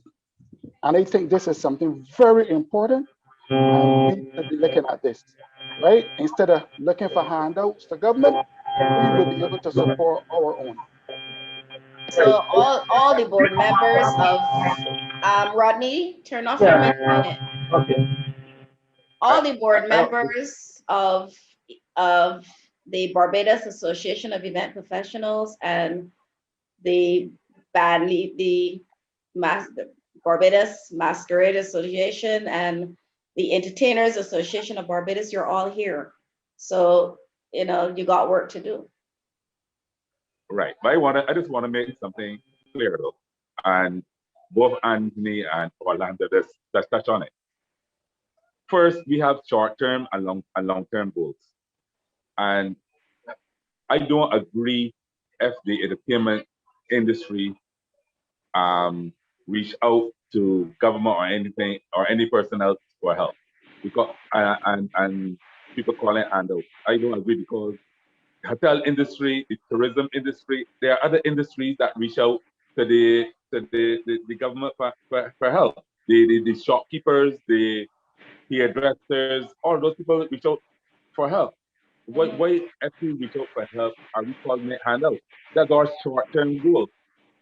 All right, the long-term goal that you all just mentioned is about the co-op credit unions and things. That's when we get back on our feet and running. That these things could start to be put in place.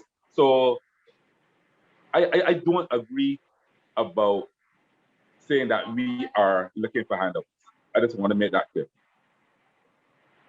We are looking for help like any other industry in Barbados or around the world, because around the world, governments have helped other people, other industries. So that's all I have to say on that. I don't think that one exists exclusively from the other. Like Rudy said, I do not think that the industry is saying to government, we bring you X amount of millions of dollars a year. And so in order to help us, if this is an industry that you want to protect, because if we're not going to fall because people are social beings and there will always be entertainment. But, you know, we want to be able to say, this is an industry that you want to protect. We make money for the economy. We need assistance at this point. The co-op and stuff, you know, we have to do that. But I don't see anything wrong with requesting a show of support from government in terms of money. I am saying that in the context that we know right now the government is stretched, but I do not see it as a handout, as Rudy is saying. Well, not necessarily handouts, but let's say assistance. But obviously, we would still request assistance. But you know, as the old people will say, 1 + 1 makes 2. So, you know, but probably use of a bad word in terms of handout, but you know, like assistance. But it will still be something good for us going forward. You know, the reality of the situation is people are in this industry are suffering right now. Some people have been able to pivot and, you know, maybe some of the caterers doing like deliveries to houses or whatever, but there are a lot of people in this industry that have no employment and they don't know when. A lot of your staff, what are they doing? I can speak to that, right? I am a staff member of an organization, right? But let me go back to what someone said, it's in Orlando about Tiger Woods wedding. I mean, we have a list of international stars that came to Barbados. The backstage or production crew can tell you, the technicians in Barbados are really good. I mean, it's world class. We have, for instance, a guy called Ryan Nixon that is an engineer from Marshall, Montana. That is one example, right? But there are hundreds of technicians in Barbados that really are up to standard. I mean, the government should understand that we have something here, right? We are on par with what the guys overseas are offering, right? The only thing they have on us is technology at some point, right? But yeah, if you are not a wrong individual right now, you will struggle, right? If you have a background and say like being a repair technician, you can make do. Be doing stuff, right? Or if you were an accountant or something, if you want to do other things. But 95% of the guys that are in industry are struggling because there are what you call there are no gigs to do. Zero work is out there, right? You have one or two streams, one or two things that people will do, like a podium here, some grapes here. But yeah, we are really suffering, and people only know that if somebody come up and say, "Hey, I'm a technician, I work in entertainment, and there's zero work right now," and I am like struggling. But yeah, it was nice talking to you all. I look forward to the next one, and this was really refreshing. And good night, people. Can I say something, Hermie? Yeah, sure. So just to touch on a couple of things there. Rodney spoke about the caliber of talent that we have here in terms of technicians and so on. As Orlando has kind of raised the issue, Tiger Woods' wedding was back in 2004. So we're talking 17 years ago. And the team that worked on that wedding in 2004 was 100% Bayesian. Everyone, florist, lighting, sound,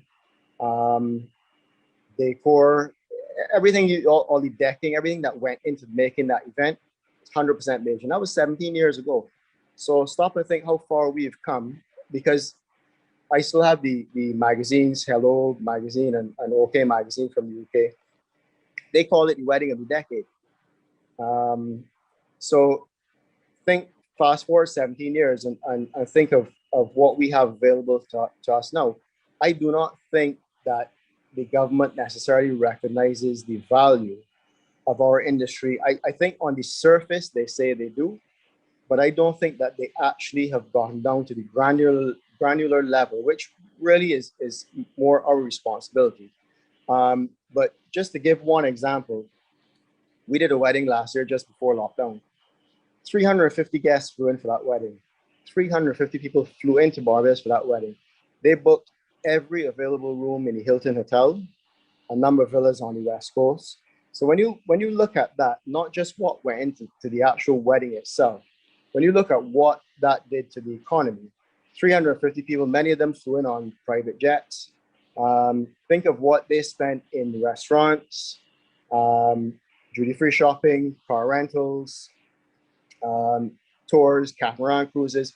That one single wedding would have put in excess of $1 million into Barbados' economy just over the course of a few days. The caliber of talent we have in Barbados, there's nothing saying that we couldn't do. And when I say we, I'm not talking about my company, I'm talking about we collectively, Barbados. There's nothing saying that we could not do one of those weddings, certainly one a month, because that's only 12 weddings a year, which is definitely doable. But we could probably do a couple of those weddings a month between all of us.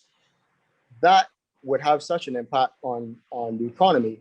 And I think it needs to be really looked at from that perspective, the trickle-down economics, how much of that money that is spent in the economy, that is pumped into the economy, exists because of that one event. Crop Over Festival is a festival of events.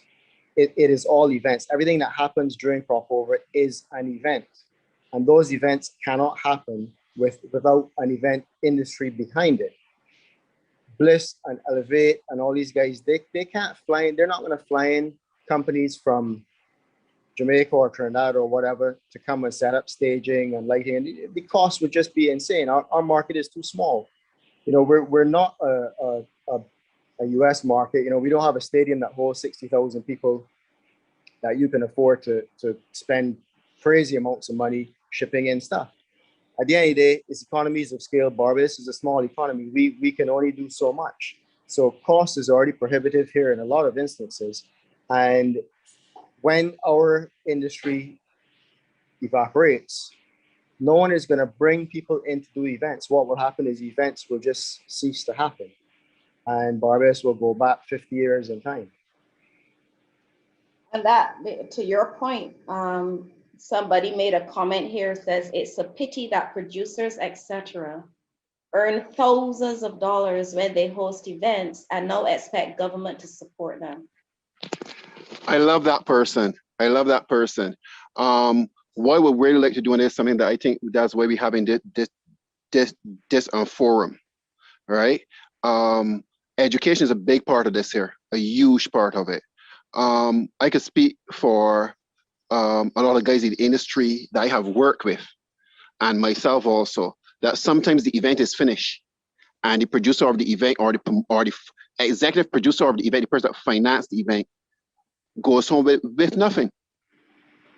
For a lot of events, that may not be known to the general public, but ask that person what it costs to put on an event, what it really costs to put on an event.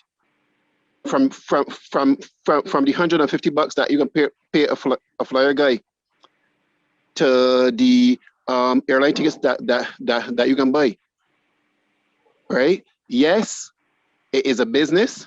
Yes, we should not be looking for that person may feel that we should not be getting handouts, but then you got a hotel executive that can make 6 figures and nobody complains when the hotel get a bailout or incentives.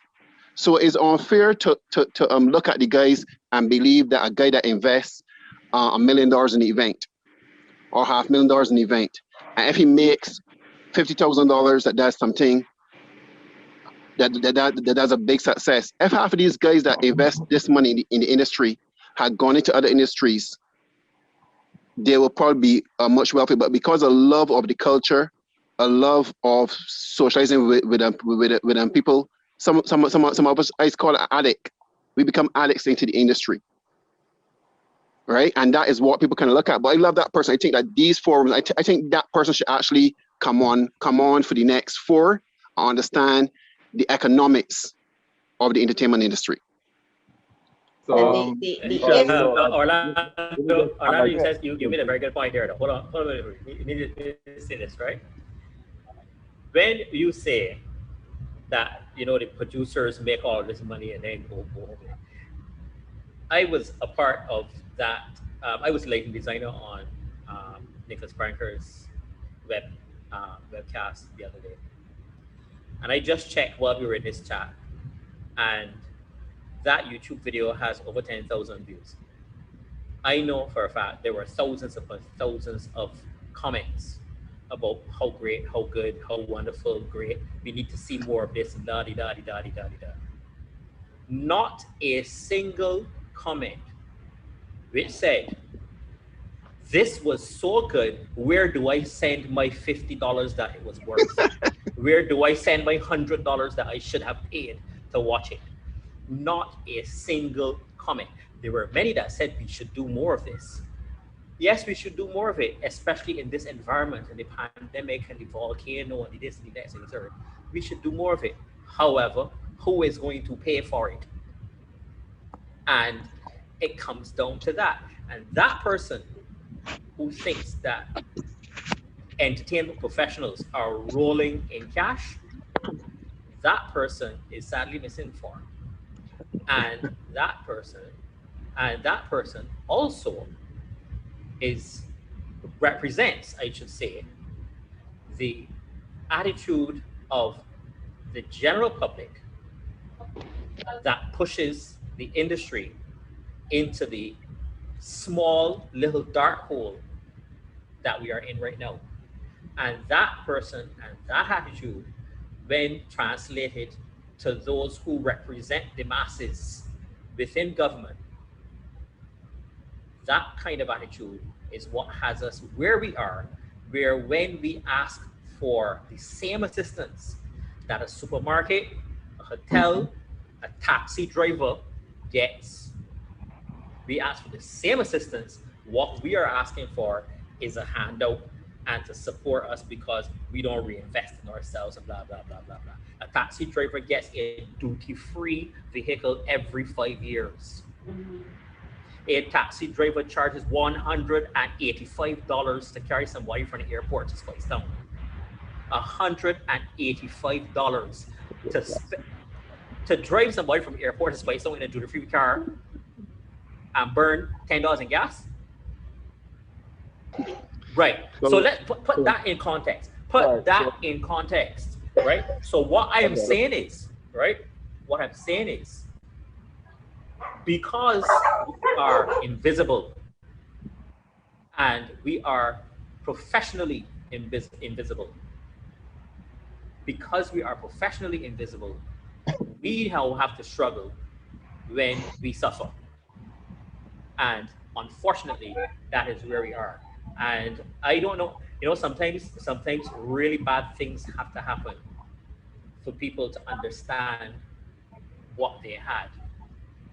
And I hope it does not come to a situation where major players within the industry are forced to pack up and find something else to do. And when we get to the point where we want to do something, there is nobody to do it. And then we say, but man, we used to. Yes, but you didn't really care. And that is unfortunately, we are going to, I fear that we're going to be thrown back into the dark ages of entertainment. I fear this. And the only way that that will not happen is if the current players who have invested time, energy, and money in getting where they are able to ride through this time, retool, and stay strong enough to be able to respond when we have to. That's the only way it's going to work. Question, quickly, following on from Orlando and Accra. Who's speaking? The Sorry. person who made that statement is obviously made that statement from a point of ignorance, because they obviously do not understand why she goes into anything. And they've once again reduced the entertainment sector to promoters, because in their minds, the promoter making thousands of dollars, why they want handouts. So once again, we reduce to just the promoter, not seeing the people behind the actual event and persons who actually benefit from the event. Now, unfortunately, that is what majority of Barbadians believe about events. The promoters make all this money, but they're complaining for what the case may be. If you actually understood what goes into an event, you would never ever make that statement.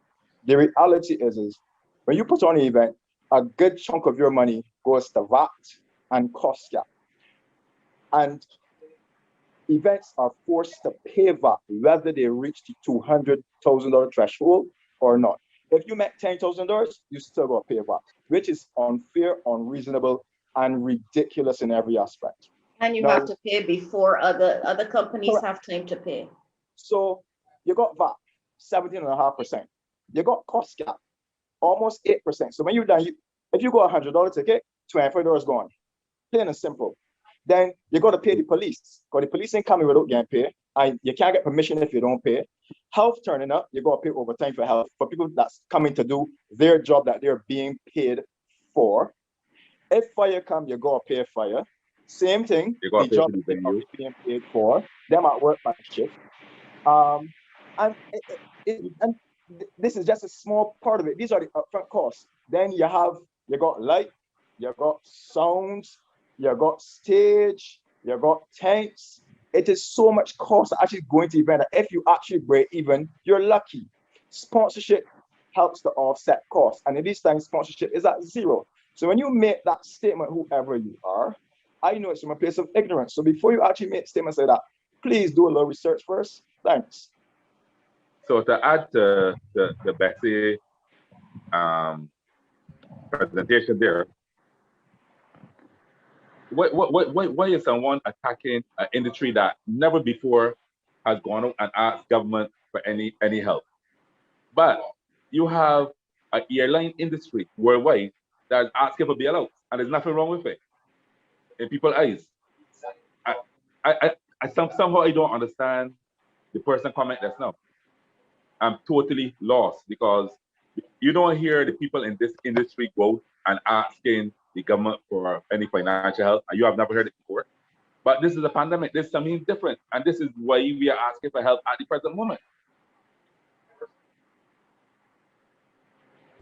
Rudy, the reason that you don't hear it is the reason that when I left the IT industry and decided that I was going to work in entertainment services, that I was asked on multiple occasions, why are you going and do this? You leaving a real job to go and play with lights? That statement was made to me on several occasions when I made the conscious decision that I was going to put my life into entertainment services, right? We, as far as everybody else, all these other people are concerned, none of us in here are doing real jobs. None. All of us are here just playing around and making fun and making pretty lights blink, and people paying us crazy sets of money to do that. And we should be glad that we could play and get paid. We should be glad. We ain't none of them doing the real jobs. You don't fly planes. You don't drive taxi. Because we're having You understand? fun. Because we having But fun. I can jump in there. This is what we're seen as, you see, and that is why we're going to have this problem. We need to change that perception. Well, that is the same person that will call Freddie. I asked Freddie what he don't bring cocoa tea, or what he don't bring artists that them like, right? Not understanding what the game really is. But they seem that we have with you see what people will realize, and that's why I am a little concerned about the whole entire industry. One time we had something called the Magnificent Seven. We had the Jazz Festival, we had Gospel Fest, we had Reggae Fest, we had a lot of festivals, right? And Barbados tourism industry was booming. We have lost all but two, which would be the Reggae Festival and Crop Over, right? And the economic loss in that have allowed St. Lucia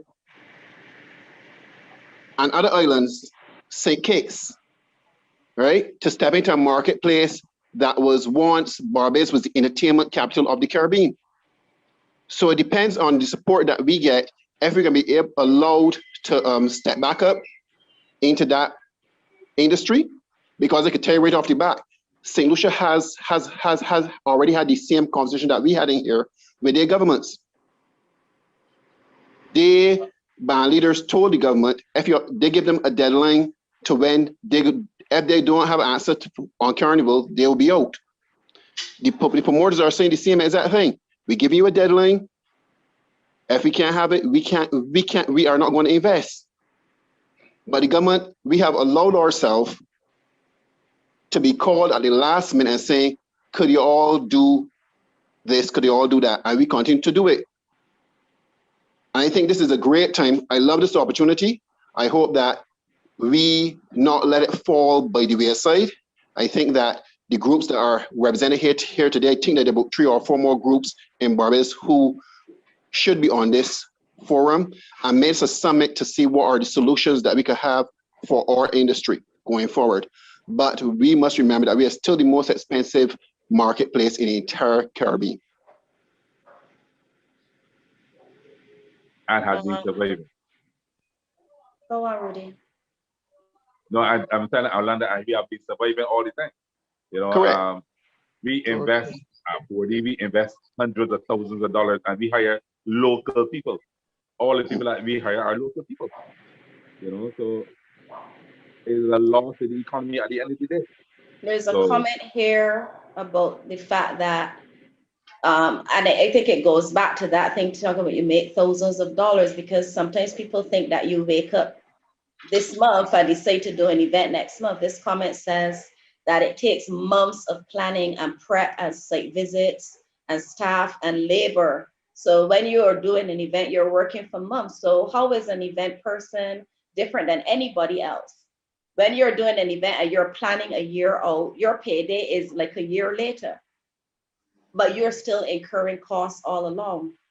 There are people that work, and for some people, if you're in a job, if you have a company, you're paying yourself monthly, but you're planning this event year out. Somebody says that they just think that some jobs are noble and entertainment professionals are vilified as enablers of unsavory, ungodly behavior, and they get rich from doing so. So I know everybody stop and pause on that one. I like that one. Yeah, but Michelle, it would be correct to say then that we are not respected as a legitimate business. That's true. In Should we really comment on that? No, that way say who should comment on that, because the industry is much, much bigger. We just spoke about this early in our, so I don't know if that person said it in the way that they want to say it, but the industry is not only parties. It's not only the Reggae Fest. It's not only the Rise or the Soca on the Hill or the Kadooment Day. We're talking about a conference. We may have an international conference coming in here. We just spoke about the weddings. We may have seminars. We may have group trips that we got, because we also got health officials in Barbados, right? Fitness experts in Barbados that bring large groups into Barbados to do hiking. So if you don't look at it, at the industry in its entirety, you would never see the entertainment and event industry. You have to look at it in its entirety. It's too big a marketplace that hotels got event planners. Dance in Africa, dancers dance at hotels during tourism season all year round. Dancing is working up. Huh? Dancing is working up. Okay. You know, guys, we have Just three saying, more it would have- sessions. Sorry, guys. No, I We think have- go ahead. Right. We have 3 more sessions that we can go through all of this, because part of the reason that we are doing this is education. That comment about the fact that people in the industry make a whole ton of money, when you roll up to an event and you see thousands of people and you think that if they paid $100, that thousands of people $100 going into the pocket of the promoter. You are not seeing the stage, the song, and the lighting. You're not seeing cost cap or bra, or you're not seeing any of those things. You're not seeing airfare, accommodation. You're not seeing ground transportation. You're not seeing catering. You're not seeing any of those things. So question. Yes. Yeah, good night. So going forward out of this, would we say that is our responsibility? Because I know we're thinking about the entertainment industry now, but we got young people coming up after us that we could probably make things better for them in the future. Are we going to start educating or putting out information out there to educate people about what goes into events on a whole, not just fests, not just weddings, so that the narrative is changed about how doing events or working in the event industry is changed for better. That is actually why the Association of Event Professionals was formed. But you would also recognize that we have the Entertainers Association of Barbados, and we have the Barbados Masqueraders Association of Masqueraders here. Sorry. Yeah, so what I'm trying to find out is, how do we plan on putting out that information? Because yes, we can have the discussion here, but we need to. There's a PR plan in place. This is just Right. part of it. So part of this really is we're starting the discussion, because we never really had the discussion in a public forum. Sure. And it's time for us to come out and say, look, this is the reality of this event. You know, I do not carry home $100,000 when I do an event. I'm not saying me personally, although I've never personally carried home any of that. But then there's also the other side to that. There's nothing wrong if someone carries home exactly $100,000, that, because we don't know how much the hoteliers or the other people in tourism industry carry home anyway. That's very true. You should not have to justify your take-home income once you've worked But for it. This is an issue we have in Barbados. This is just how the people in Barbados perceive things. I don't think I ever heard about that sort of thing happening in Trinidad or Jamaica. I don't know it. But that's how Bajans always look at things. So I think we should try to change the narrative a bit. But it is also nothing wrong with someone making money. Correct. Because it's a business. The thing is, Mario, one of the mandates for the association was to educate the public about what actually goes into an event. Because remember the ignorant comment we had earlier. The person I don't blame them because it's speaking from a place of ignorance, but they should have still did some research before they made the statement. So people need to understand that there's a ton of cost going into events. There's a ton of benefits coming out of events, and the promoter doesn't always make money. There are times where the promoters can't even afford to pay these service providers. We also contribute a lot of money directly into the government coffers through VAT, because if we do 100 events a year, don't care how much money you make, you gotta pay the VAT. You have to pay a cost cap, which goes into which I ain't sure if it's good to the artist, but it's supposed to. But one of our mandates is to educate the Barbadian public, and that's what we're going to do. One of the other things that we are going to do, which is spoken about, I think Peter made a comment earlier about how do we elevate the industry. From a service provider perspective, a big part of that for us, what we decided that we're going to try to train through all the disciplines, whether it be stage and lighting, sound, get persons to come in. Obviously, that's made it difficult now. Instead of having to send people overseas to train, to get persons to come in across all the disciplines to train us and enhance our levels on newer equipment, because obviously we don't have the equipment here, but it makes us better, better technicians and better in what we do. So that elevates the level of the industry. Additionally, if you want to leave Barbados to go and work anywhere in the world, if you're certified by a credible organization overseas, you can go and work. So the two main things that we came up with initially, outside of getting the industry started at that point in time, was training and education. And it still remains the same. It's a little difficult right now because of the current climate, the current situation, but those are the things that we are definitely going to do. And we are open to suggestions. All right, on that note, I want to open to questions from anybody. We have about 20 minutes left. Are there any Michelle, I questions? can jump on something. The entertainment industry in Barbados, one thing that we have to look, and we got to go to a different vision, is that the entertainment industry in Barbados, I just was speaking to a colleague in Jamaica who was telling me that he was doing a 5-day festival in Miami, right? And years ago, Darcy Boyce from DB Productions and the guys over at Nigeria and those guys used to be doing sound systems in Dominica, St. Lucia, St. Vincent, all over the entire Caribbean. And that was the hype of the Barbados Tour Magnificent 7.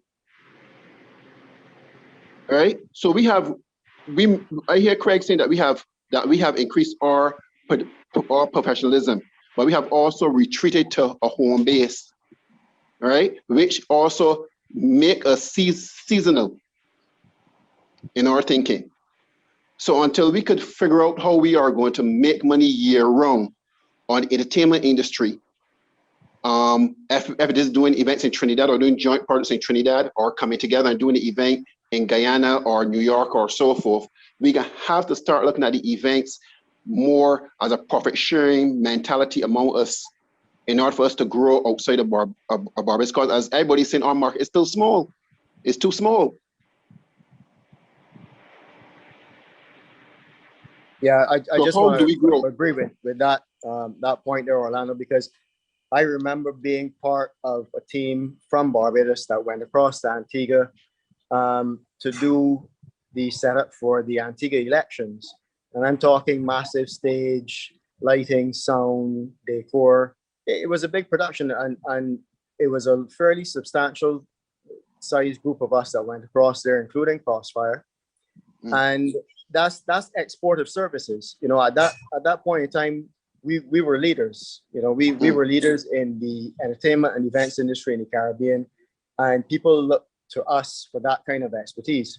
Whether we still hold that position now, I can't say. Not likely, but we certainly were in that position to be exporting services to other islands. Hi, everyone. I agree with that point, but remember that persons in each of these islands are now becoming qualified event planners just like us. And that's probably why they're not coming back to Barbados to get the services that that they were asking for before. So that's part of the problem too. Like I said, yes, like I said, no, but the biggest thing about it is that the same way that main events out of Jamaica could go to Antigua and buy up a couple of companies and also now have a IPO on the Jamaica Stock Exchange. It's possible for Barbadian companies. So because they got an event management company in St. Lucia, what is wrong with Unusual Events buying a company in St. Lucia and then inserting us as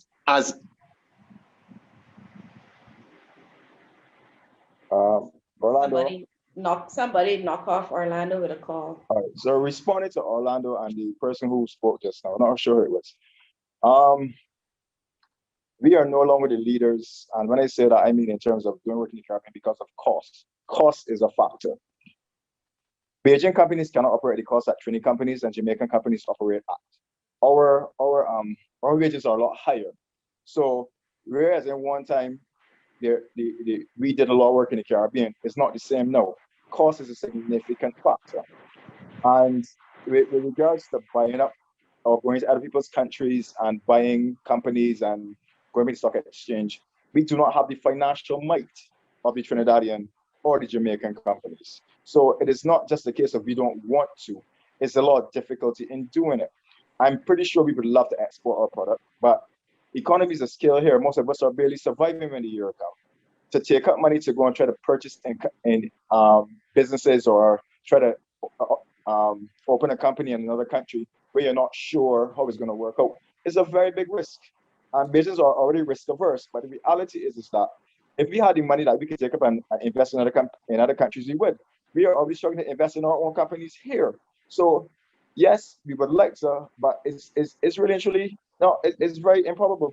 Yeah, I would. To follow sorry, up guys, on the I would like to join on what Dwayne said. Sorry, good evening, Jamal from IGM. The reality is, the main factor that we're looking at is we cannot compete with the other islands because of one of our import tax. Countries like Anguilla are importing the latest technology, entertainment technology. Countries like Trinidad have the latest technology, but obviously our taxes at the end of the day, it does not make sense because then we have to fight to obviously make back the money in revenue. So then now your event now becomes $50,000 more expensive or $100,000 more to make it justifiable for the equipment that you're putting on the job. Right. So I can agree with that, but I can tell you something, right? You could also, if you buy a company in St. Lucia, we're talking business now. Let me forget Barbados and talk business. If you buy a company in St. Lucia and you importing the stuff into St. Lucia at the tax-free, at the lower tax that you are talking about, right? Why can't you bond it and send it back into Barbados to do events? I'm being factual about it. Y'all don't want to hear it, but that way it is. Orlando, let me get in here in a minute. Logistically, that's going to be still challenging because we have, this is Jefferson from IGM, we would have done a lot of that work through the Caribbean as well back in the day when you talk about the Magnificent Seven. And it was always a challenge moving equipment between the islands. And that hasn't changed. Additionally, as Jamal said earlier, and Dwayne said, our labor costs and stuff is way too high. As a matter of fact, we actually lost work in some of the Caribbean islands because other Caribbean islanders would come in, the other establishment with equipment would come into the islands, sleep under the stage, sleep at the venue for 2 and 3 days, just to ensure that the cost was lower than the cost coming from Barbados. So it was a lot of stuff at play as to why we would have lost that position of being some of the leaders in the technical productions in the region. But and back to you, Orlando, investing in company and stuff in the other islands is not something we can easily do. Okay, we can wake up one morning and say, or in 2 months' time, we're gonna go and start a company in another island. that is going to take some time to do. That's all I want to say. I just wanted to add to that is not only because of lack of finance, but also because of the regulations that exist. And as everybody was saying, the transportation issue, because theoretically, unless you can have equipment in all of these various territories and have someone who's there managing them on a day-to-day basis, it becomes problematic to operate in that kind of framework. I think for sure that logistically, but more importantly, the whole idea of moving through the Caribbean, that's lost. Right. But the problem with all of that is that it needs to happen if we are going to every effort we are going to do, as Orlando is suggesting, to cross invest over items. Sure. Well, when you say cross invest, you don't have to have the. Okay, right now, many banks have opened in Jamaica. Many banks who was in Jamaica have just started in Antigua, no moving to Guyana. Right. Why is it not? Why is it the only thing that not making it possible is that we do not have the financing to make the moves?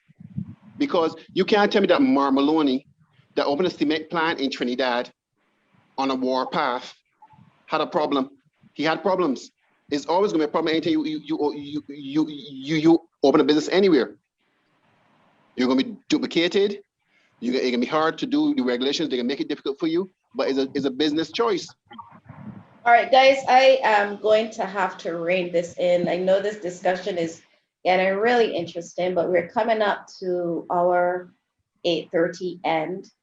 And you're actually going on into some of the other sessions, topics that will be discussed in session 3, 4, and 5. Are there any questions from anybody else before we introduce the topic for next week? Anybody has any burning questions? All right, I want to thank everybody for coming online today. We gave you short notice because it was done very quickly, and we want to thank BCSI for coming on board and partnering with us to make sure this happened. We want to thank the other association, the Association of Masqueraders and the Entertainment Association of Barbados. And we want to recognize that today this is being hosted also by the Barbados Association of Event Professionals. The next session is next week, Thursday, the 22nd, same time, same channel. And we'll be talking about what is the future of entertainment events in Barbados post-COVID. And remember, we're talking about entertainment events, we're talking about shows. The session that will follow after that would be the conferences, the events, the weddings, etc. That would be the Thursday following. The session for next week is being hosted by the Carla Applewhite. She is the secretary for the Barbados Association of Event Professionals. She's the executive producer of the Barbados Independent Film Festival. She teaches part-time in the BA program, the Arts and Entertainment Management program at BCC. DeCarla, are you still with us? Yes, Michelle, I am still here. Can you just give us a little taste of next week? Sure. Next week, when we start to discuss the future, I mean, I think we started tonight. It was a fantastic session. I just want to thank everyone for joining and to the panelists for leading the discussion. It truly was an opening. And it will take us into next week, as you were saying, about what does the future look like in the terms of the arts and the entertainment sector, the MICE sector, in a post-COVID environment. I took notes from this meeting because sometimes the best made plans are awry because of what perhaps stemmed from this discussion. We looked at crop over the idea of what it could look like or not look like based on comments that were recently made in the public by the Division of Culture, how we can be better cooperatives, the whole idea of decentralized service, us as advocates for what we want and what we need for our sector, because it is still seen as very informal. And I think generally we have all tabled things here, how we can necessarily get together, be seen as a decent and proper and profitable and noble work. Don't mind Stephen, everyone here that's gotten involved in the arts or entertainment, yes, we know that other persons have raised eyebrows. How the creative sector actually furnishes and aids other sectors, tourism, agriculture, the technical supply of services, what we do as employers, the excessive taxation that Jefferson would have recently noted as one of the hindrances in the development of the sector. How do we legitimately move forward? And we are looking forward to be continuing the discussion to include panelists from COSGAP, of course, our partner organization, the Entertainment Association of Barbados, I'd say more event technologists as we look at things in terms of other services that have grown as we consider the creative arts sector or the creative economy, things like event management services, things like ticketing, other elements of event production, not only in Barbados, but in the Caribbean experience, the exportation of goods and services, that was also brought up tonight. And I know that there are some persons within the group who not only work within the Barbadian context, but within the Caribbean and other metropoles which consume diaspora products. And very much this whole idea of the development of the creative economy, and perhaps really looking into what the Creative Industries Act actually does allow in terms of the development for us in this sector. We do remember that early on, and perhaps I should describe as pre-COVID, there was a lot of discussion of defining the creative economy and developing the creative economy as economic diversification. We do know that there are a lot of areas in the country that are going to operate somewhat similarly to what they operated or how they operated pre-COVID, and we are in the best seat to go forward to discuss what our sector could look in a post-COVID environment. So I'm looking forward to sharing more with you next Thursday, same back time, same back channel. And of course, look forward to in the coming week to the confirmation of the panelists. Please follow the Entertainment Association of Barbados, the Barbados Association of Event Professionals, as well as the Barbados Coalition and Service Industries for further information about it. I don't want to give away too much, but I'm looking forward to seeing all of you there with me. Thank you, Carla. Thank you to Carla. And we had a comment earlier that in good times, we don't see much unity coming from the entertainment sector. In good times, when everybody's making money, everybody's all over the place in their own silos, doing what they want to do. And it is a good thing that we are together now. Let's move forward instead of looking back. There will not always be unity. We do not always agree on certain things, but we can work together to make the industry stronger and better. Tonight was about education. Tonight was about sharing ideas and to set the foundation for the rest of the series. I want to thank Dwayne Bass, Peter Lewis, Rudy Maloney, Anthony Lane, and Craig Corey for agreeing to be our guinea pigs and to be on this first session, and all of you that contributed. Any of the panelists want to say any last words before we break for the night? No. All right, so thank you, everybody, and we look forward to seeing you on Thursday. Stay tuned, we will send out the information. Thank you, and everybody be safe. Thank you all. Thank Good you night, as good well. night, good night, good night. Good night. Thank you. All right, thank you.